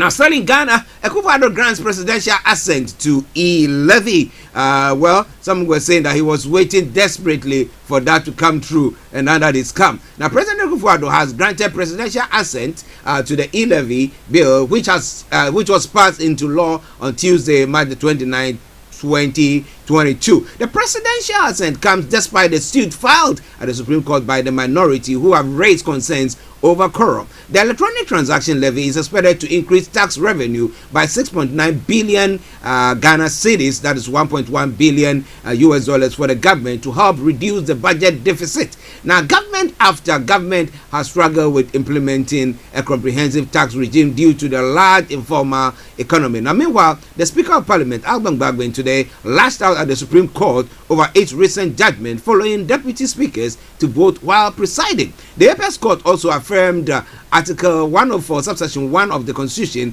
which requires a quorum of half of entire MPs before voting. The minority, through its chief whip, Muntaka Mubarak, accused the Clerk of Parliament, Cyril Nsia, of masterminding the marking of 7 NDC MPs absent in the votes and proceedings on Tuesday during the passage of the e-levy. So, was the Clerk of Parliament in cahoot with the majority or the government power to get this e-levy passed? Well, some are saying that he should not be called, he is not partisan, but maybe his action proves otherwise. Now, it says that Ablekuma Central Dan Abdul Latif, New Edubiase MP Adam Abdul Salam, Elizabeth Ofosu Ejare of Techima North and Menfi East, MP Nicholas Amankwa, Zebila MP Cletus Avoka, Boaten Joseph Apia of Afram Plains South, and Sisala West MP Suparu Adam Muhammad were all marked absent, even though they were in the chamber. So how come they were marked absent? Now, Muntaka Feda faulted the clerk's office for failing to capture the walkouts of his side in the records, questioning the motive of the motive for development. You know, that is quite, but I don't know what the Supreme Court is going to do. But, well, member of the MPP, Deputy Majority Leader in Parliament, Alexander Afenyo-Markin, has challenged claims by the minority group suggesting the clerk's office has been compromised. According to him, it is unacceptable for the legislators to attack the personality of Cyril Kwabena Nsia because he has no right to be heard in the chamber. We should not split heads on this matter. I think this is even a matter for us to sit in conclave with you to resolve. It is unfair to him, the clerk, because he cannot speak. Now, Mr. Speaker, the clerk cannot speak. He has no right of audience, and it's not against the rule of natural justice to accuse somebody for the whole world to watch that your clerk is incompetent, your clerk is partisan, when he cannot respond to it, he said. But, well, they can call him to a panel and then find out from him. But if he did what he did, then that's actually annul the passing of the e-levy bill in Parliament. And what do you think the Supreme Court is going to do? Though the case is in court, well, yet the president have assented it, so it's going to be made law. Well, or it is law now. So what do you think? Who has more power, the Supreme Court or the president? Well, it is all Starr Radio UK, your favorite African and Caribbean radio station in London. Now, controversial absence of NDC MPs for e-levy vote. We know what we know so far. Now, present NDC MPs marked absent during e-levy vote. Minority raised official objection against clerks. E-levy passed amid minority walkout. The clerk of Parliament has been accused of being partisan after it emerged that the record of attendance to business in the House on March 29 contained errors. That the errors affected most lawmakers of the National Democratic Congress, the NDC Minority Caucus, did not help matters. What perhaps aggravated the matter was the circumstances around the mistake, that is, passage of the controversial electronic transaction bill.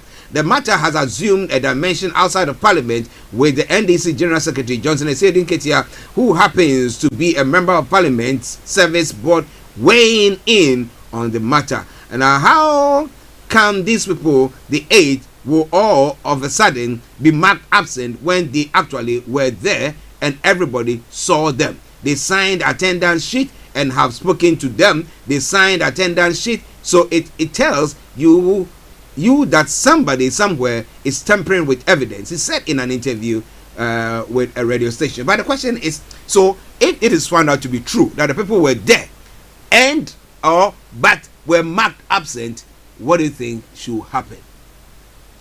Was Cyril in cahoot with the ruling party to mark these people absent so that he could get what he wants, so that they can have the way to vote or pass the e-levy, or say that they don't form a quorum, and therefore we'll just get them out, and then maybe what cause there to be incite the minority for them to maybe get angry and leave the parliament so that they can pass, or the hall so that they can pass this. What has happened? Do you think there's going to be any change with a ruling that might come from the Supreme Court if they don't say, oh, we don't see any evidence and just throw the case out? You know, the NDC have already accused the Supreme Court that, well, they are always singing the praise or the voice of their masters. What do you think is going to happen this time? This all coming your way from Starr Radio UK, your favorite African and Caribbean radio station in London. Just one quick commercial break, and then I will bring you the open the lines and we'll move on to other parts of the world. Stay tuned. You come on, make a comment quickly, and then we go so that we can have time to look at all this, because at 12:30 exactly we'll be having Money Man, Mr. Dan Tabiri, bringing you the Money Hour. Stay tuned. Don't you go away. Hi everyone, it's your girl BB Clement, the author of How to Go From Employee to Entrepreneur and the host of your weekly business show, BB Means Business, the show where we discuss everything you ever wanted to know about business but you were afraid to ask. How do I start my business? How do I raise the finance? How do I grow my business? Where am I going to find my customers? Join me every Tuesday at 1:30 p.m. on Starr Radio UK to get all the information and tips that you need to become a successful entrepreneur and become financially free. Remember, don't let life dictate to you. Rather, put your signature on life. Welcome back to the program. It is Starr Radio UK, your favorite African and Caribbean radio station in London, bringing the time now to exactly 4 minutes past the top of the hour. That's 4 minutes past 12 here in London, wherever you are. If you're in Ghana, it's 4 minutes past 11. So add and subtract and you can get a time. In Nigeria, it's 4 minutes past 12 as well. Okay. So if you want to join in the conversation, you can call me on 0208-133-2257 or 580208-133-2257 or 58. Those of you in the US, Canada, and the Caribbean area, you can call us on 001-718-303-2737. 001-718-303-2737. You can also text or WhatsApp us. It's 075-3966-1744. 075-3966-1744. Our Twitter handle is Starr Radio UK, and email address is info@starradiouk.com. All right then. Now today is all happening here in the UK, and that's quite a strong one. But before we get there,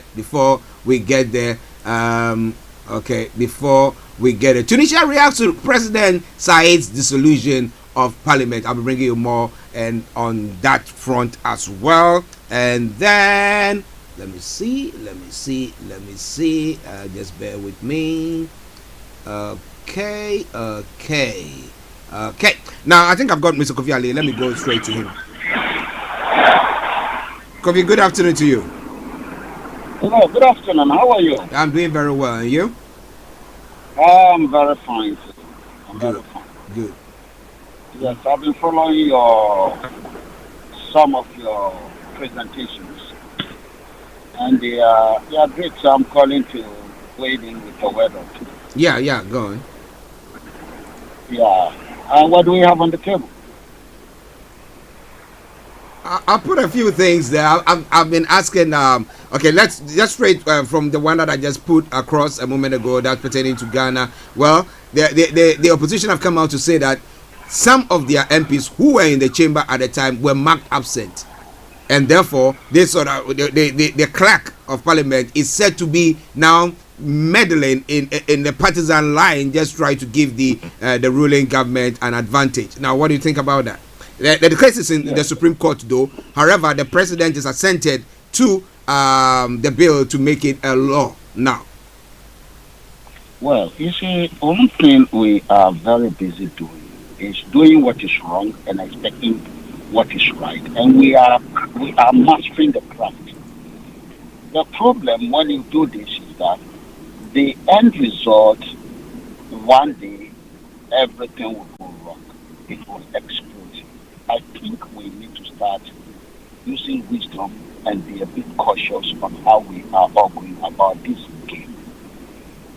Democracy is not about who is smart and who can cheat. It's about plain transparency and clear so that the will of the people shall prevail. What we just had here, it's the most irresponsible thing to be had.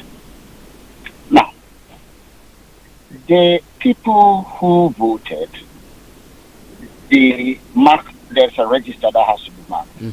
In that register, when you get to parliament, you need to put your name down and everything. So that show you are present, and this is what you have done. So that is an evidence. The next thing is that sometimes the clerk of the parliament may not be the one to handle some of these things. He does delegate his responsibility to his deputies as well. So, one way or the other, we are having contentions on what happened on that day. This is not a case that is supposed to be heard in court. We've always said the parliament must sit down and take responsibility and do their job and command the respect of Ghanaians rather than running to court like children.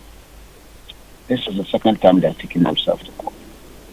Now, there was supposed to be a vote, and there are anomalies, a lot of shorty anomalies, for which we said the president of Ghana in 1960, we declared Ghana a republic, so the president is not a member of parliament. He doesn't go to parliament. He doesn't meddle in the business of parliament. Now, what is happening here, there is some invisible hand somewhere within this parliament causing trouble.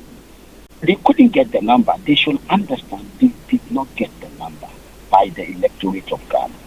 And therefore, the Ghanaian electorate want things to be done in a different way than they would have wanted the thing to be done. So we need to go back. There are committees in parliament. This issue, one said this, the other one said that. Is it indeed there was meddling in the registrar and so on and so forth that people were present and they said they are not the committee? That is where the speaker set up a committee. The job of the committee is to go quickly and investigate and come up with the finding. The finding will be very clear. The position of the finding will investigate everyone, including the clerk of parliament, his deputies, and the role everyone plays. So they will see where the problem is, so that tomorrow this kind of problem will be addressed. Ghanaians made their decisions so that we will end up with what you call a hung parliament, and we have an imbalanced parliament, and we must learn to work with it. Now, the president has gone ahead and signed the bill, which is when parliament passed a bill, the president signed. We are also aware of opposition work. They staged a workout, didn't they? Yeah, they did. So if they staged a workout, technically, the bill will still go through because it's all about what? Numbers. Those present. Can you see? So if you are present and you stage a workout, you are no more present at the time the voting is taking place. So the bill has gone through. Now the bill has gone through, no problem. They should go ahead and do what they want to do. Can you see? Where the problem is that this clerk thing and so on and so forth, if clerks and so on, those who are responsible for managing the business of parliament, officially recording and doing things and being non-partisan as civil servants, are now going to be found to be in this thing, there should be serious punishment. They should be serious punishment. Their job is to move files, prepare the working of parliament. Their job is not to involve themselves in meddling into the business of parliament. That must be addressed. Now, you see, this bill that has been passed, some of us just laugh at it. The bill, we call it the bill of desperation. Desperation, hopelessness.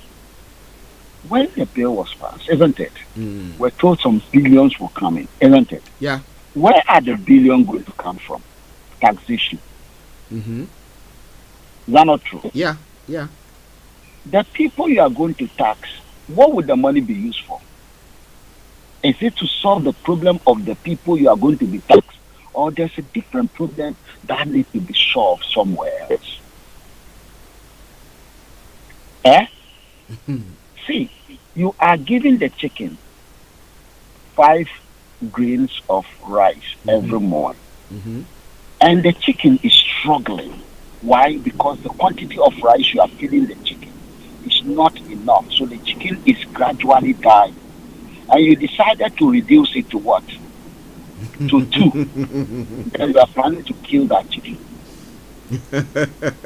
Because, remember, when you are taxing, anytime you tax, you are saying that the income of the consumer is what you are reducing. Yeah. What you are doing is that you are now the ability of the consumer to consume is what you have reduced. Yeah. Anytime you tax. Now, most time we tax so that we can increase the common benefits to the consumer and to everyone else. That what we are doing is to create what we call a enabling environment to allow the consumer who is a taxpayer to be able to be more and better in his effort of production, so that production will go up.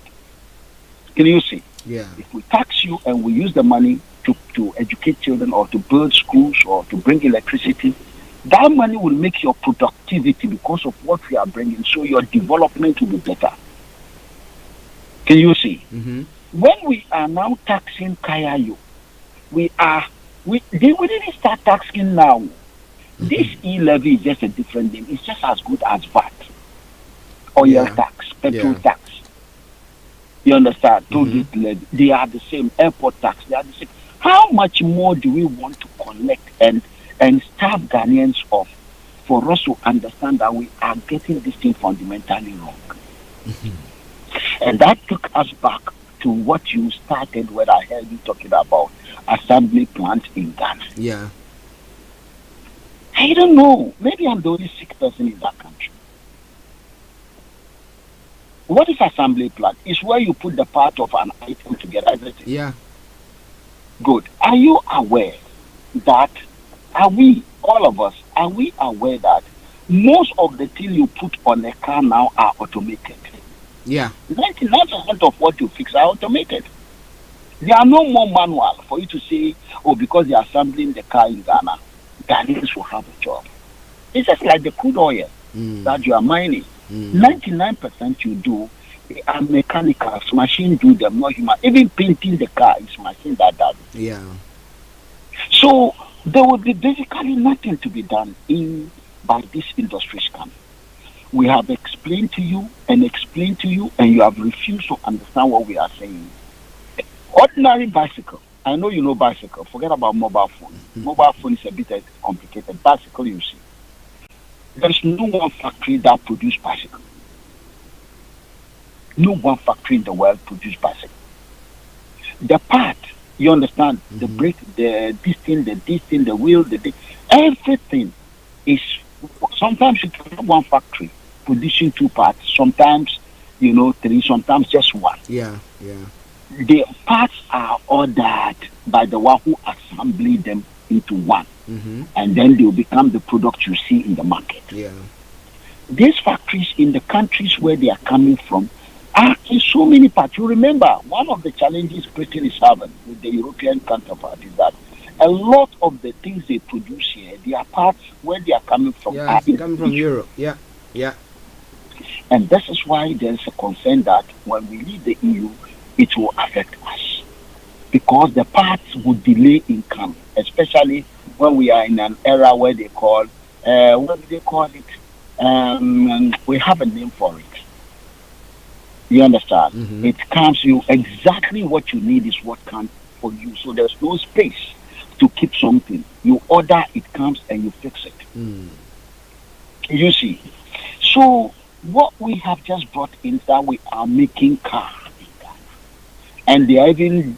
Do you know that Akasanuma in 1960 was an assembly plant? Yeah. I've been there a few times back in the day. They were assembly plants. The Russians and the Chinese were supplying the parts.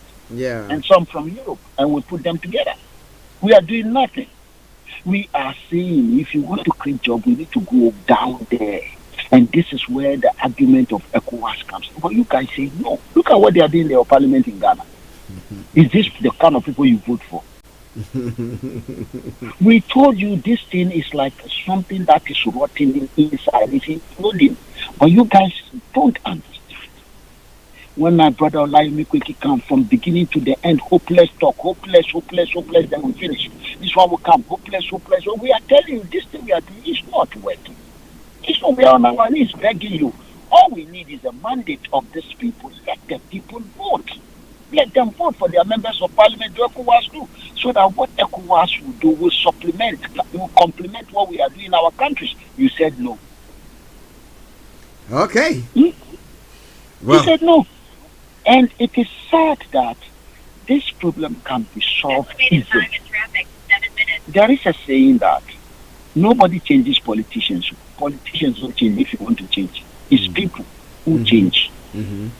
If we, the people, are not ready to change our mindset and change, politicians will remain. If you want a change, go to the people. Don't go to the politicians. All this everything they are doing, you understand? You will see what will happen. When the NDC comes in, you will see whether they will remove they will not remove it. What they are going to do, in fact, they will remove it because that will have been another source of income, which they will have a plan for it. Can you see? Yeah. So they are technically not solving any problem. Okay. Rather, we are rendering the population poorer. Boy, talk to people in Ghana, you know what I'm saying? Yeah. People are that they don't know what to do. Yeah. Even before the E-level was introduced, people were already struggling. Now talk less now that they've done too much. It's just so much. I talk to people every day, and they are on their knees crying. They are begging. But some of us who have got the voices, some of us who have got the platform, I think we've also joined the elite class. Elite class who are sitting there and doing about cadabra with our life. Okay. Ajah Shafo was not well. She was in the US for treatment. Yes. Okay, Kofi. Can you and I in Ghana go to US for treatment? Her children go to school in US. They don't go to school in Ghana. I don't know whether you are aware. Yeah, no, I'm aware. She has about 2 or 3 children for Kennedy, Japan. Yeah. It is loaded, so automatically. That's what. Kofi, let me say thank you very much. He is loaded. What work is he doing? Well, that is for another day. The man is running around the business of government. They don't do anything. They go into government to reach themselves. There's nothing they are doing. Okay. Do you know he's the chairman of the Cocoa board? Yeah. They've given him. They've given him. He has so much fake jobs, and for each he collects money. Do nothing, and God knows how many contracts he's collecting for doing nothing. Okay. What kind of people are these? Kofi, let me say thank you very much for that wonderful contribution today. Yes. And before I will go, I don't know whether you are expecting someone. Yes, there's someone on that I need to go to, and then we have the money man who is also going to be coming on. So, because I also have a slight quick problem. Yesterday, Mr. Kitiosin was on air. Okay. Yeah, I wasn't on air, so I wouldn't know. I was out. You wouldn't know, but so he was talking about development. We'll have to do that on Monday, please. Let's defer that one so that I will have time to listen to it. I'll raise this issue of development. We are getting the meaning of the word totally wrong. Okay. The market woman version of the meaning is out of order. Okay. Thank you very much. Thank you very much, Mr. Kofi Ali Abdul Yakin. Listeners, it is Starr Radio UK, your favorite African and Caribbean radio station in London. 12:21 the time, the morning show, the program. I've got Kojo D who has also joined in, so we go straight to Kojo for his take as well. Kojo, good afternoon to you. Good afternoon, Archie. I can think of his passion. Yeah. I mean, for all things about development and things being done right, people sitting, let's put it this way, what's the term we use? Are they square pegs? Yeah, round square holes. pegs and round holes, yeah. Round holes. So we have MPs who are, Ghanaian MPs who are square pegs and round holes. So he quite a do-nothing people, and I think we're all passionate about people who go there and work for the public good instead of working for their selfish ends. So, well, that said, a lot of them are there for their selfish ends. Honestly, they are there for their selfish ends. They go at all lengths. They fight the length and breadth to become MPs because they have selfish goals. So I don't know how that is going to be eradicated from our system. It's going to be a difficult thing when you have them throwing money around and people are casting votes for them for who can pay for the vote. So if you have someone who is passionate for a change, who want to put themselves out there for a change, to bring change to people's lives, I mean, that person will not be seen as a credible MP because he is not throwing money around.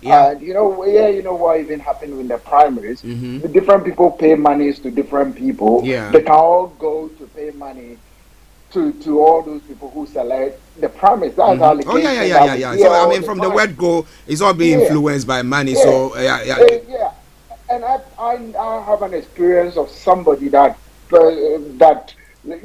borrowed money even from other people, from his own family, and in the primaries, the people deceived him because the people are taking monies from everybody, and when his opponent realized that they're taking X money from everybody, the opponent went to up their game, and that person is still owing monies to. So the person comes in. The person comes in, and from the word go, he needs money to sort out whatever is a deficit that he already has. So their interests are aligned in a certain way. So that interest is also influencing how they cast votes. So that's where I want to get to. How they cast votes in Parliament. So if they are not actually even happy. If you find MPs who are not happy even with the passing of the E11, but because their interests are aligned in a certain way, they will go all out and vote for it.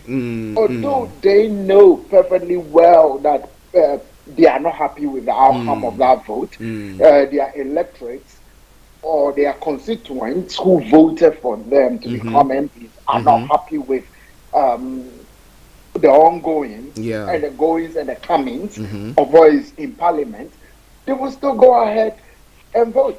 You're right. Because they can still ensure that come the next 4 years, their position is still guaranteed. Because they will still have money to influence the outcome.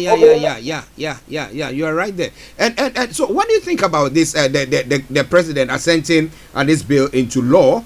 And this same case, I mean, the opposition, let me call it that way, taking the case to the Supreme Court. And the fact that the clerk of Parliament is said to have been, let me put it this way, compromised. Because if people are in the chamber and you fail to mark them present but mark them absent, and because of that, they say that, your numbers don't add up, and then they decide that, okay, that's what you want to, discriminate, and therefore just walk out. Then what kind of democracy are we actually practicing at all? But let me put it in another way. When the heads are counted, there is a kind of a deficiency in the counts of heads, right? If the clerks of Parliament decide to be partisan, which I think the Speaker of Parliament didn't take kindly to that accusation. So he talked about their acquired experience. There could be an error somewhere. So therefore, the minority also decide to do their own head count. Do the minority have a kind of an and I don't want to use oversight. Could they have seen the number that has been counted for both majority and minority? Yeah, so I'm not sure how they came to that conclusion that they were not counted. But fair enough, it's gone to court, and the court will decide at the head counts.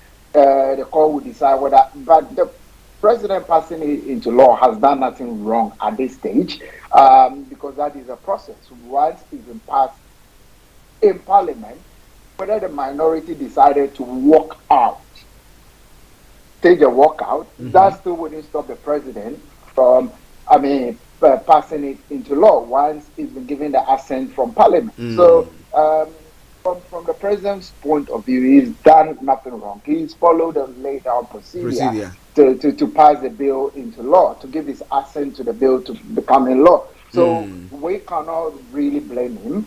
I think the minority should have actually challenged it there and there, instead of staging a walkout that their numbers in parliament have been under-declared. I mean, they could have immediately said, we want a recount, which they didn't do at that point in time. They just decided to do a walkout, which I also saw as well.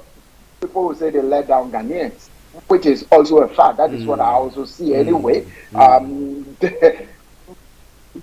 If honestly they think this is going to affect the negatively have an impact on the population, why would you want to take the walkout when you think that your numbers have been under-declared? What is the next step you do? You ask for a recount.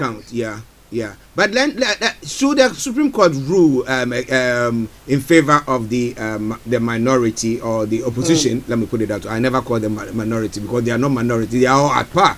So the opposition. Do you think that the government will do a U-turn?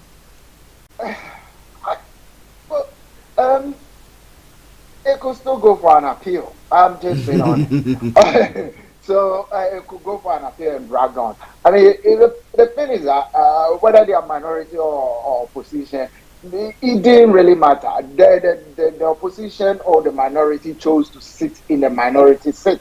So I think that is why people still refer to the mass minority. As the minority.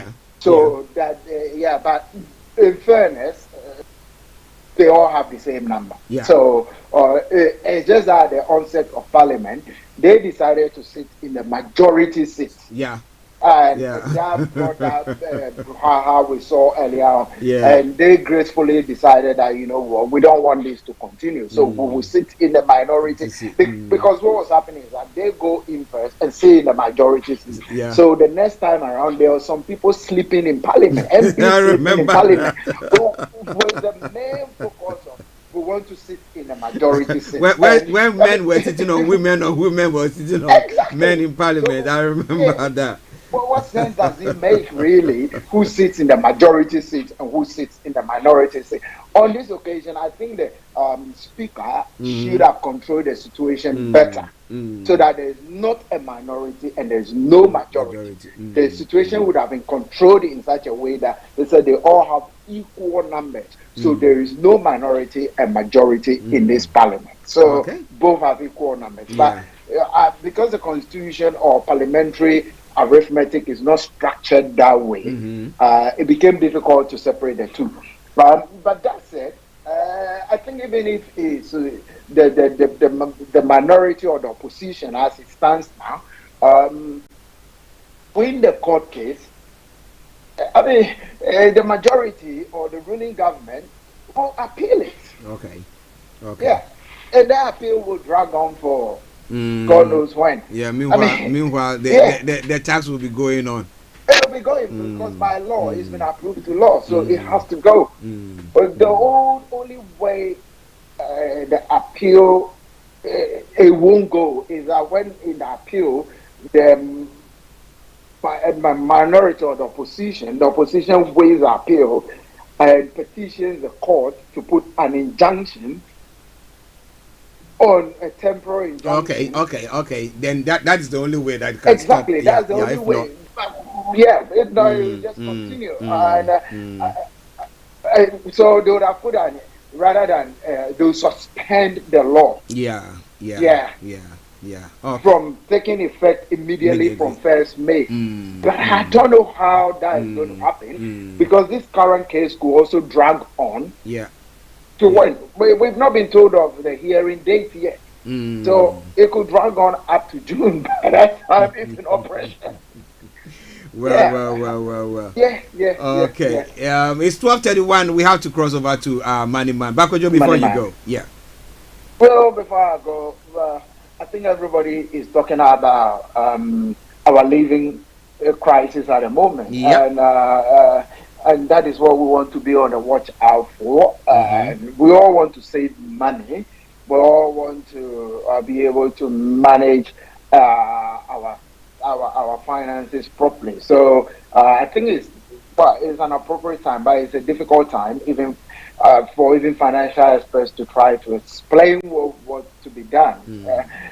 So that's what I would say. And ending it up is a fantastic achievement by the Black Star. What I wanted to also say on that is the prophets and the pastors who prophesied that is going to be a complete massacre in terms of football for the Black Stars. What do we do with them? Send them to the gallows.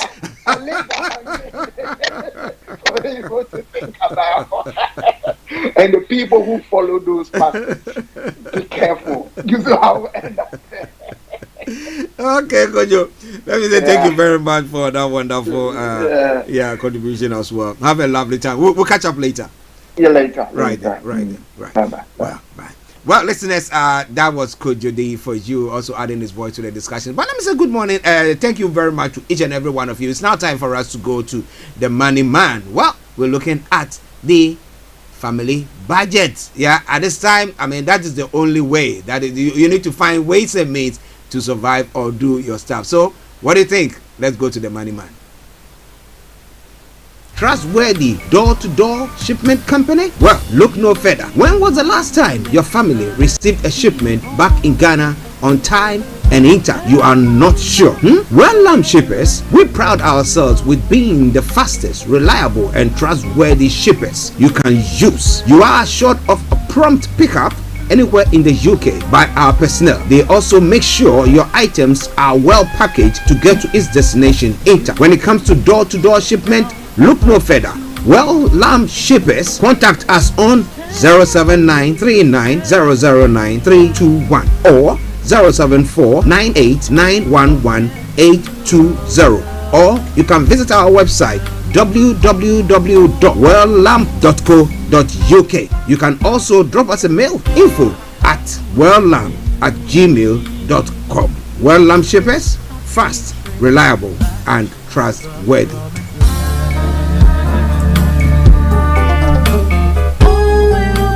Welcome back to the program. It is Starr Radio UK. The time now is 23 minutes to the top of the hour. That is 23 minutes to the end of the program. But it's now time for the Money Hour. We got the Money Man himself, Mr. Tabiri, CEO of GIL Accountancy Services, in the on air at the moment from his base.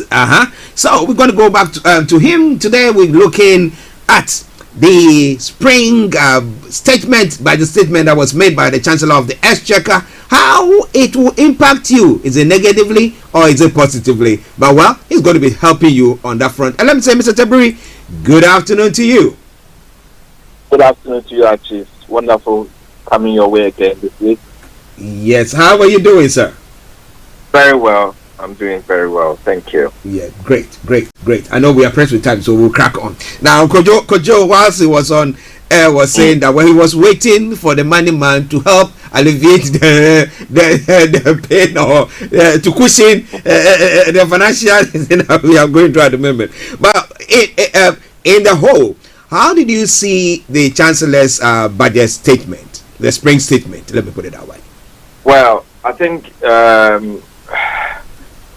the general perception really is that people expected a bit more. So the Chancellor has done, given some relief, but given the size of the hardships and the increase in living costs, I believe people expected the Chancellor to do a bit more. And if you heard the news or the noise coming from the bank benches, they are not very happy because they believe that it's going to affect them negatively at the polls.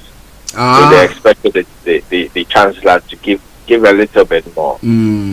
So that's the general perception. In terms of some of the cuts that have actually happened, if you look at it critically, especially with the tax,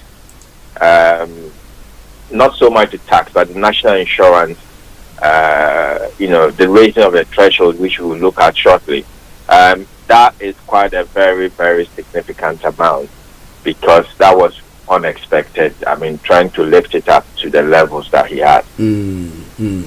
Well, listeners, interesting times ahead. But when you listen to this program, it was more light, educates you, and you know what next step to take. And I say that it puts money in your pocket. And we have our money man, Mr. Dan Tabiri, CEO of GIL Accountancy Services. And if you have any issue at all pertaining to your accounting, whether you are self-employed, you have got a business, whatever it is, please make sure you get in touch with him. He will help you on that front. All that you have to say, Starr Radio UK, I'm going to be giving you a code pretty soon that you contact him. You just give him, you get a rebate on the charge there as well. So make sure you do so. All right then. Now let's come back to Mr. Tabiri. So over to you, the budget statement. Right. Okay. So I'll just give a summary of basically what the Chancellor said to us. He started off by giving us a state of the economy and public finances, given all that is happening around the world at the moment and where we are. So the UK economy is forecast to grow by 3.8% this year. This represents a sharp cut from the previous prediction of 6%. So at the start of the last financial year was predicted that the UK economy coming out of the pandemic will be looking at a growth rate of about 6%. Okay. But given what's been happening around, that prediction has been cut and is now expected forecast to grow by 3.8%. Okay. Annual inflation rate was 6.2% in February, and this is likely to average about 7.4% for the rest of the year. Okay. So we're looking actually at a peak of around 8.7% in the final quarter of 2022, which would coincide with the review of the energy cap, which is expected to hit in October. Yeah. So if that energy cap is expected to rise, even if it stays at that same level, we expect that inflation would increase as a result of the high costs that are about to hit. He also indicated that unemployment rate coming out from the pandemic is now predicted to be lower over the next few years than in the previous forecast in October. So it means that a lot more people are into employment now, and especially if you speak to people in the care and care services sector, they actually need a lot more people. If you speak to the farmers, they have a deficit in terms of people, doing the jobs that are available. So we have more employment opportunities in the UK as we stand today. Yeah. And therefore unemployment rate has gone down. The government also indicated that it's forecast to spend about £83 billion on debt interest in the next financial year, which has been the highest on record. So far, £83 billion in interest alone on the UK debt. That is what is going to be paid out. The Chancellor also spoke about fuel, energy, and the living costs, and made some concessions As we know, fuel duty will be cut by 5p per liter, which took effect from last Wednesday, 5 p.m. From that point onwards, he cut 5p per liter. If you take the VAT on top of that into account, then you're looking at, overall, it's a 6p per liter reduction in our fuel, and we should start to see that now coming to the pump. I don't know whether it's reflecting or people are seeing any change in this. Yesterday I went to the pump. I don't think I saw any reflection. So the prices are so high that even when they come down, we don't even notice it because it varies a lot. And the 5p is very small. It doesn't make any dent at all. Because I think diesel is around the 178 8 mark, and fuel is also hovering around the 158 159 mark. So really, a 5p cut, we expected a bit more, but the chancellor seems to think that he's done a lot to save living costs. And then so this is expected. This is not permanent. This is expected to last until March 2023, and it will be reviewed again at that point. So we don't know what he's going to do then. If the situation in Ukraine worsens, then something else would have to be done. Okay. And then he also spoke about homeowners installing energy efficiency materials in their homes. So if you install solar panels, heat pumps, or insulation, then you see VAT cut on these items from 5% to 0 for the next 5 years. Okay. So no VAT on installing energy efficiency products in your home. And then he also announced that local authorities will get another £500 million for the household support fund from April onward.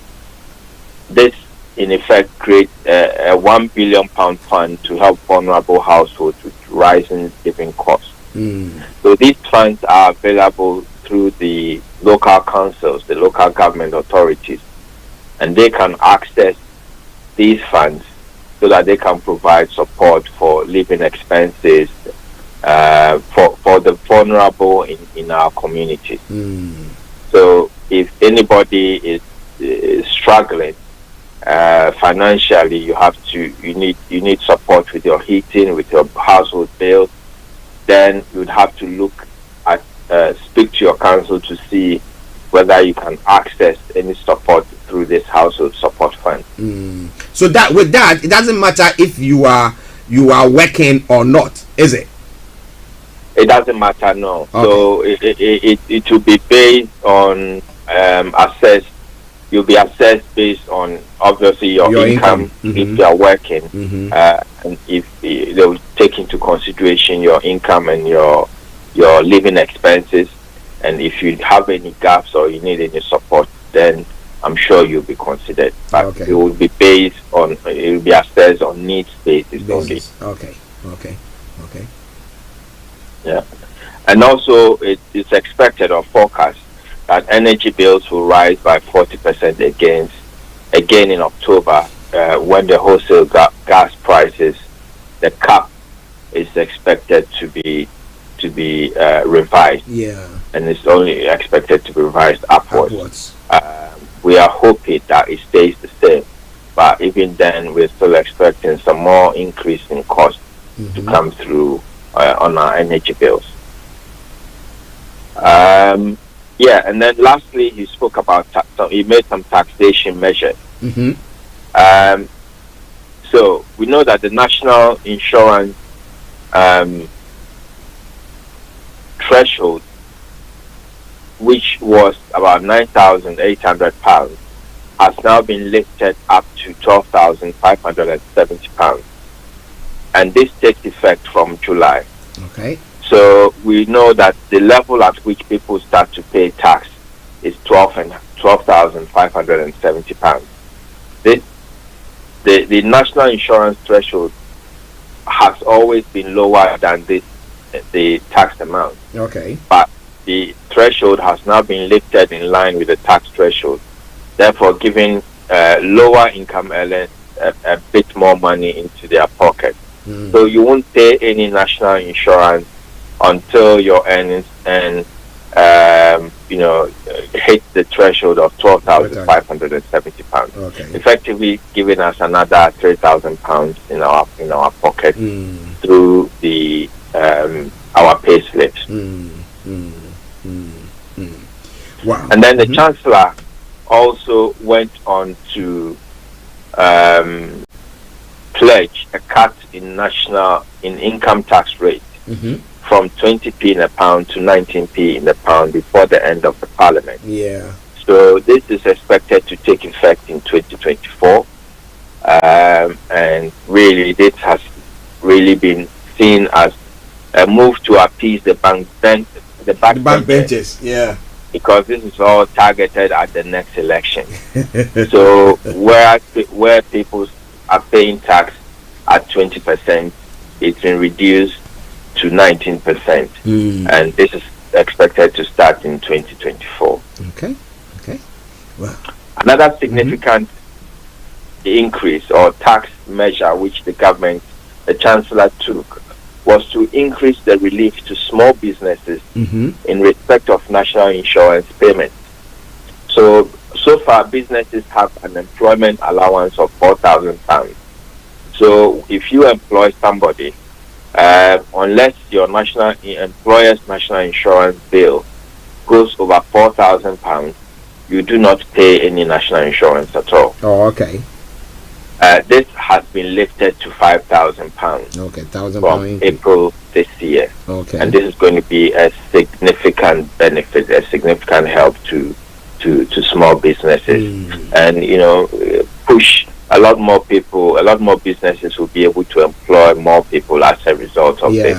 Yeah.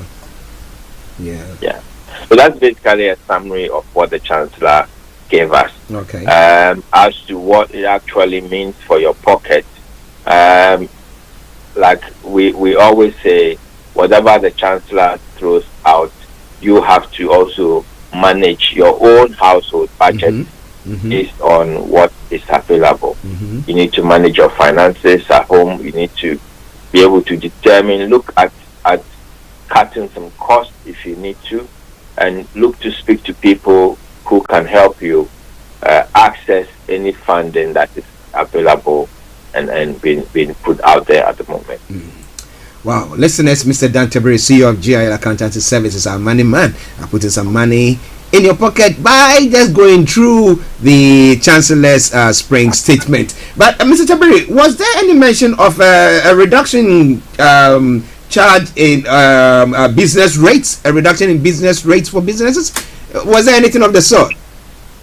No, that was one of the things that people were expecting the Chancellor to help businesses, because business rates is such a huge cost to small businesses, especially if you're on the high street, where a lot of businesses have moved online now. Yeah. Footfalls on the high street is not the same as what it was before. Oh yeah, definitely. Yeah. With the presence on the high street are really struggling. But nothing in terms of business rates were announced in this spring budget. Okay. Nothing at all. Nothing at all. Wow. Listeners, well, that is for your information. But it is Star Radio UK. It is your favorite African and Caribbean radio station in London. Now, those people who are on benefits, now, was there anything also said for them or thrown in there, listen, for them as well? So, benefits are not expected to change at all. From what the Chancellor presented, benefits are not expected to change. But it's expected that, the 1 billion fund, household support fund, would be an additional fund where people who are on, housing benefits, living cost benefits, and all that, can't access. So these people will fall for the benefit package that they have at the moment, where it might not be enough. Then they can fall on the household support fund. So it's important. This is being done all at the discretion of councils, or the local council. So you would have to really speak to your council, your local council, see what they can do to help. But in terms of the universal tax credit, there has been no change at all in those respects. Okay. No change in the universal tax credit. So if that is what you are on, you have to contact your council. Okay.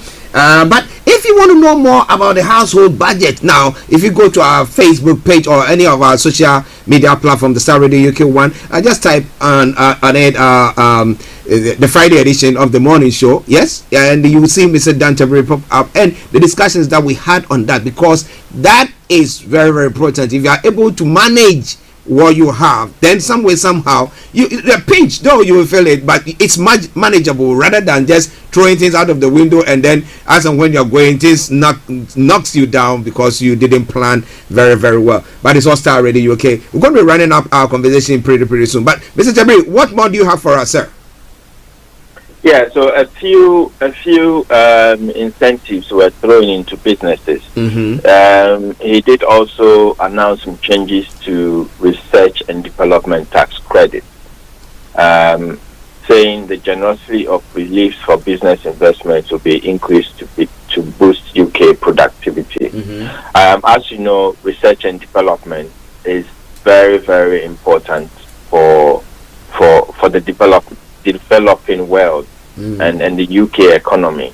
So for any new business or any existing business, if you spend anything on research and development, so anything that brings about what we call new innovation or new ideas, or any study, whether it turns out to be productive or commercial invention or not, so long as you spend money in any of those areas, the government actually gives you a tax credit. So the government gives you 230% of what you've already spent. Oh wow!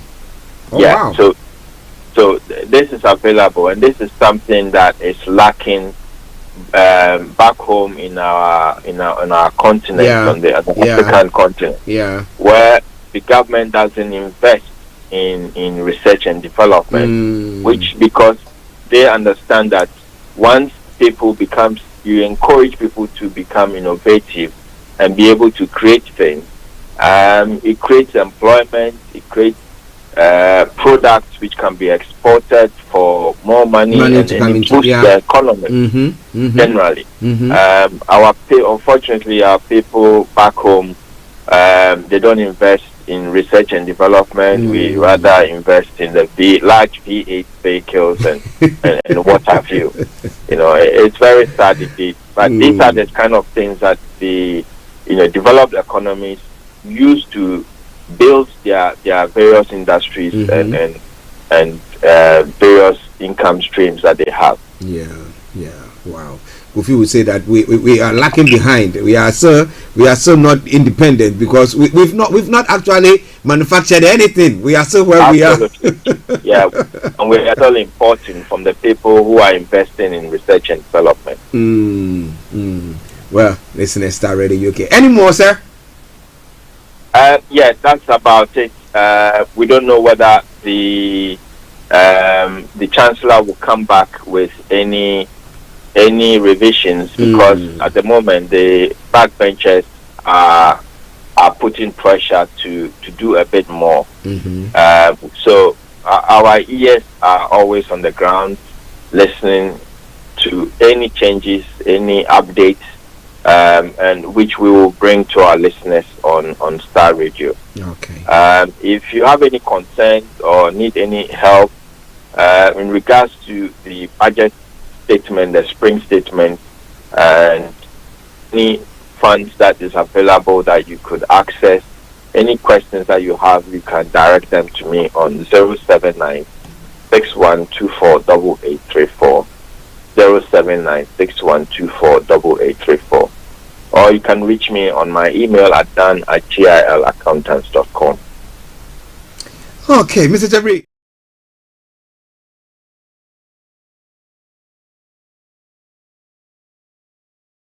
Managed to put this afternoon has managed to advise us on what the Chancellor of the Exchequer presented last week and how it's impacting us, especially today, the 1st of April, where the hikes in prices of energy bills is gone. It's gone 54 plus. So did you manage to read your meter and send it? If you didn't, you managed to read it or take a picture of it for future, you might get a bill that will trouble you seriously. It will be more than the 54%. So what have you done? Well. On that note, let me say thank you very much for joining us. God willing, tomorrow, tomorrow morning, there will be the power hour, the power word with the power hour. Yes, make sure you enjoy that program. Join us from 5 to 6:30 when that program comes your way. And then come Sunday as well, we'll be bringing you live church broadcast, and then we'll be going or taking you to the Faith Talk with KB Bossman as well. So this is a lot more going to be coming your way by this evening. And if you are welcome to, will be joining us on the Afia show. And this afternoon, lots of music going to be coming your way. So on that note, let me say thank you. But what a song to end the whole program with. And I think I've carefully selected which one will do for you. Country Hot. When that song ends and you don't hear from me, it's been me, Archie, and all you wonderful people who joined us today. God richly bless you. Bye-bye for now.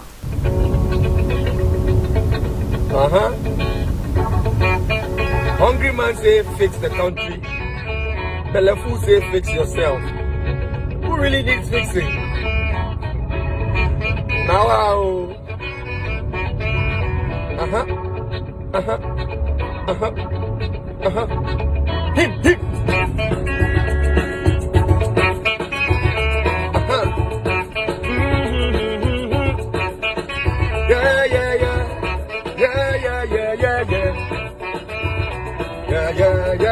Yeah. Come on. Country hot. Country hot. Plenty no get what to eat.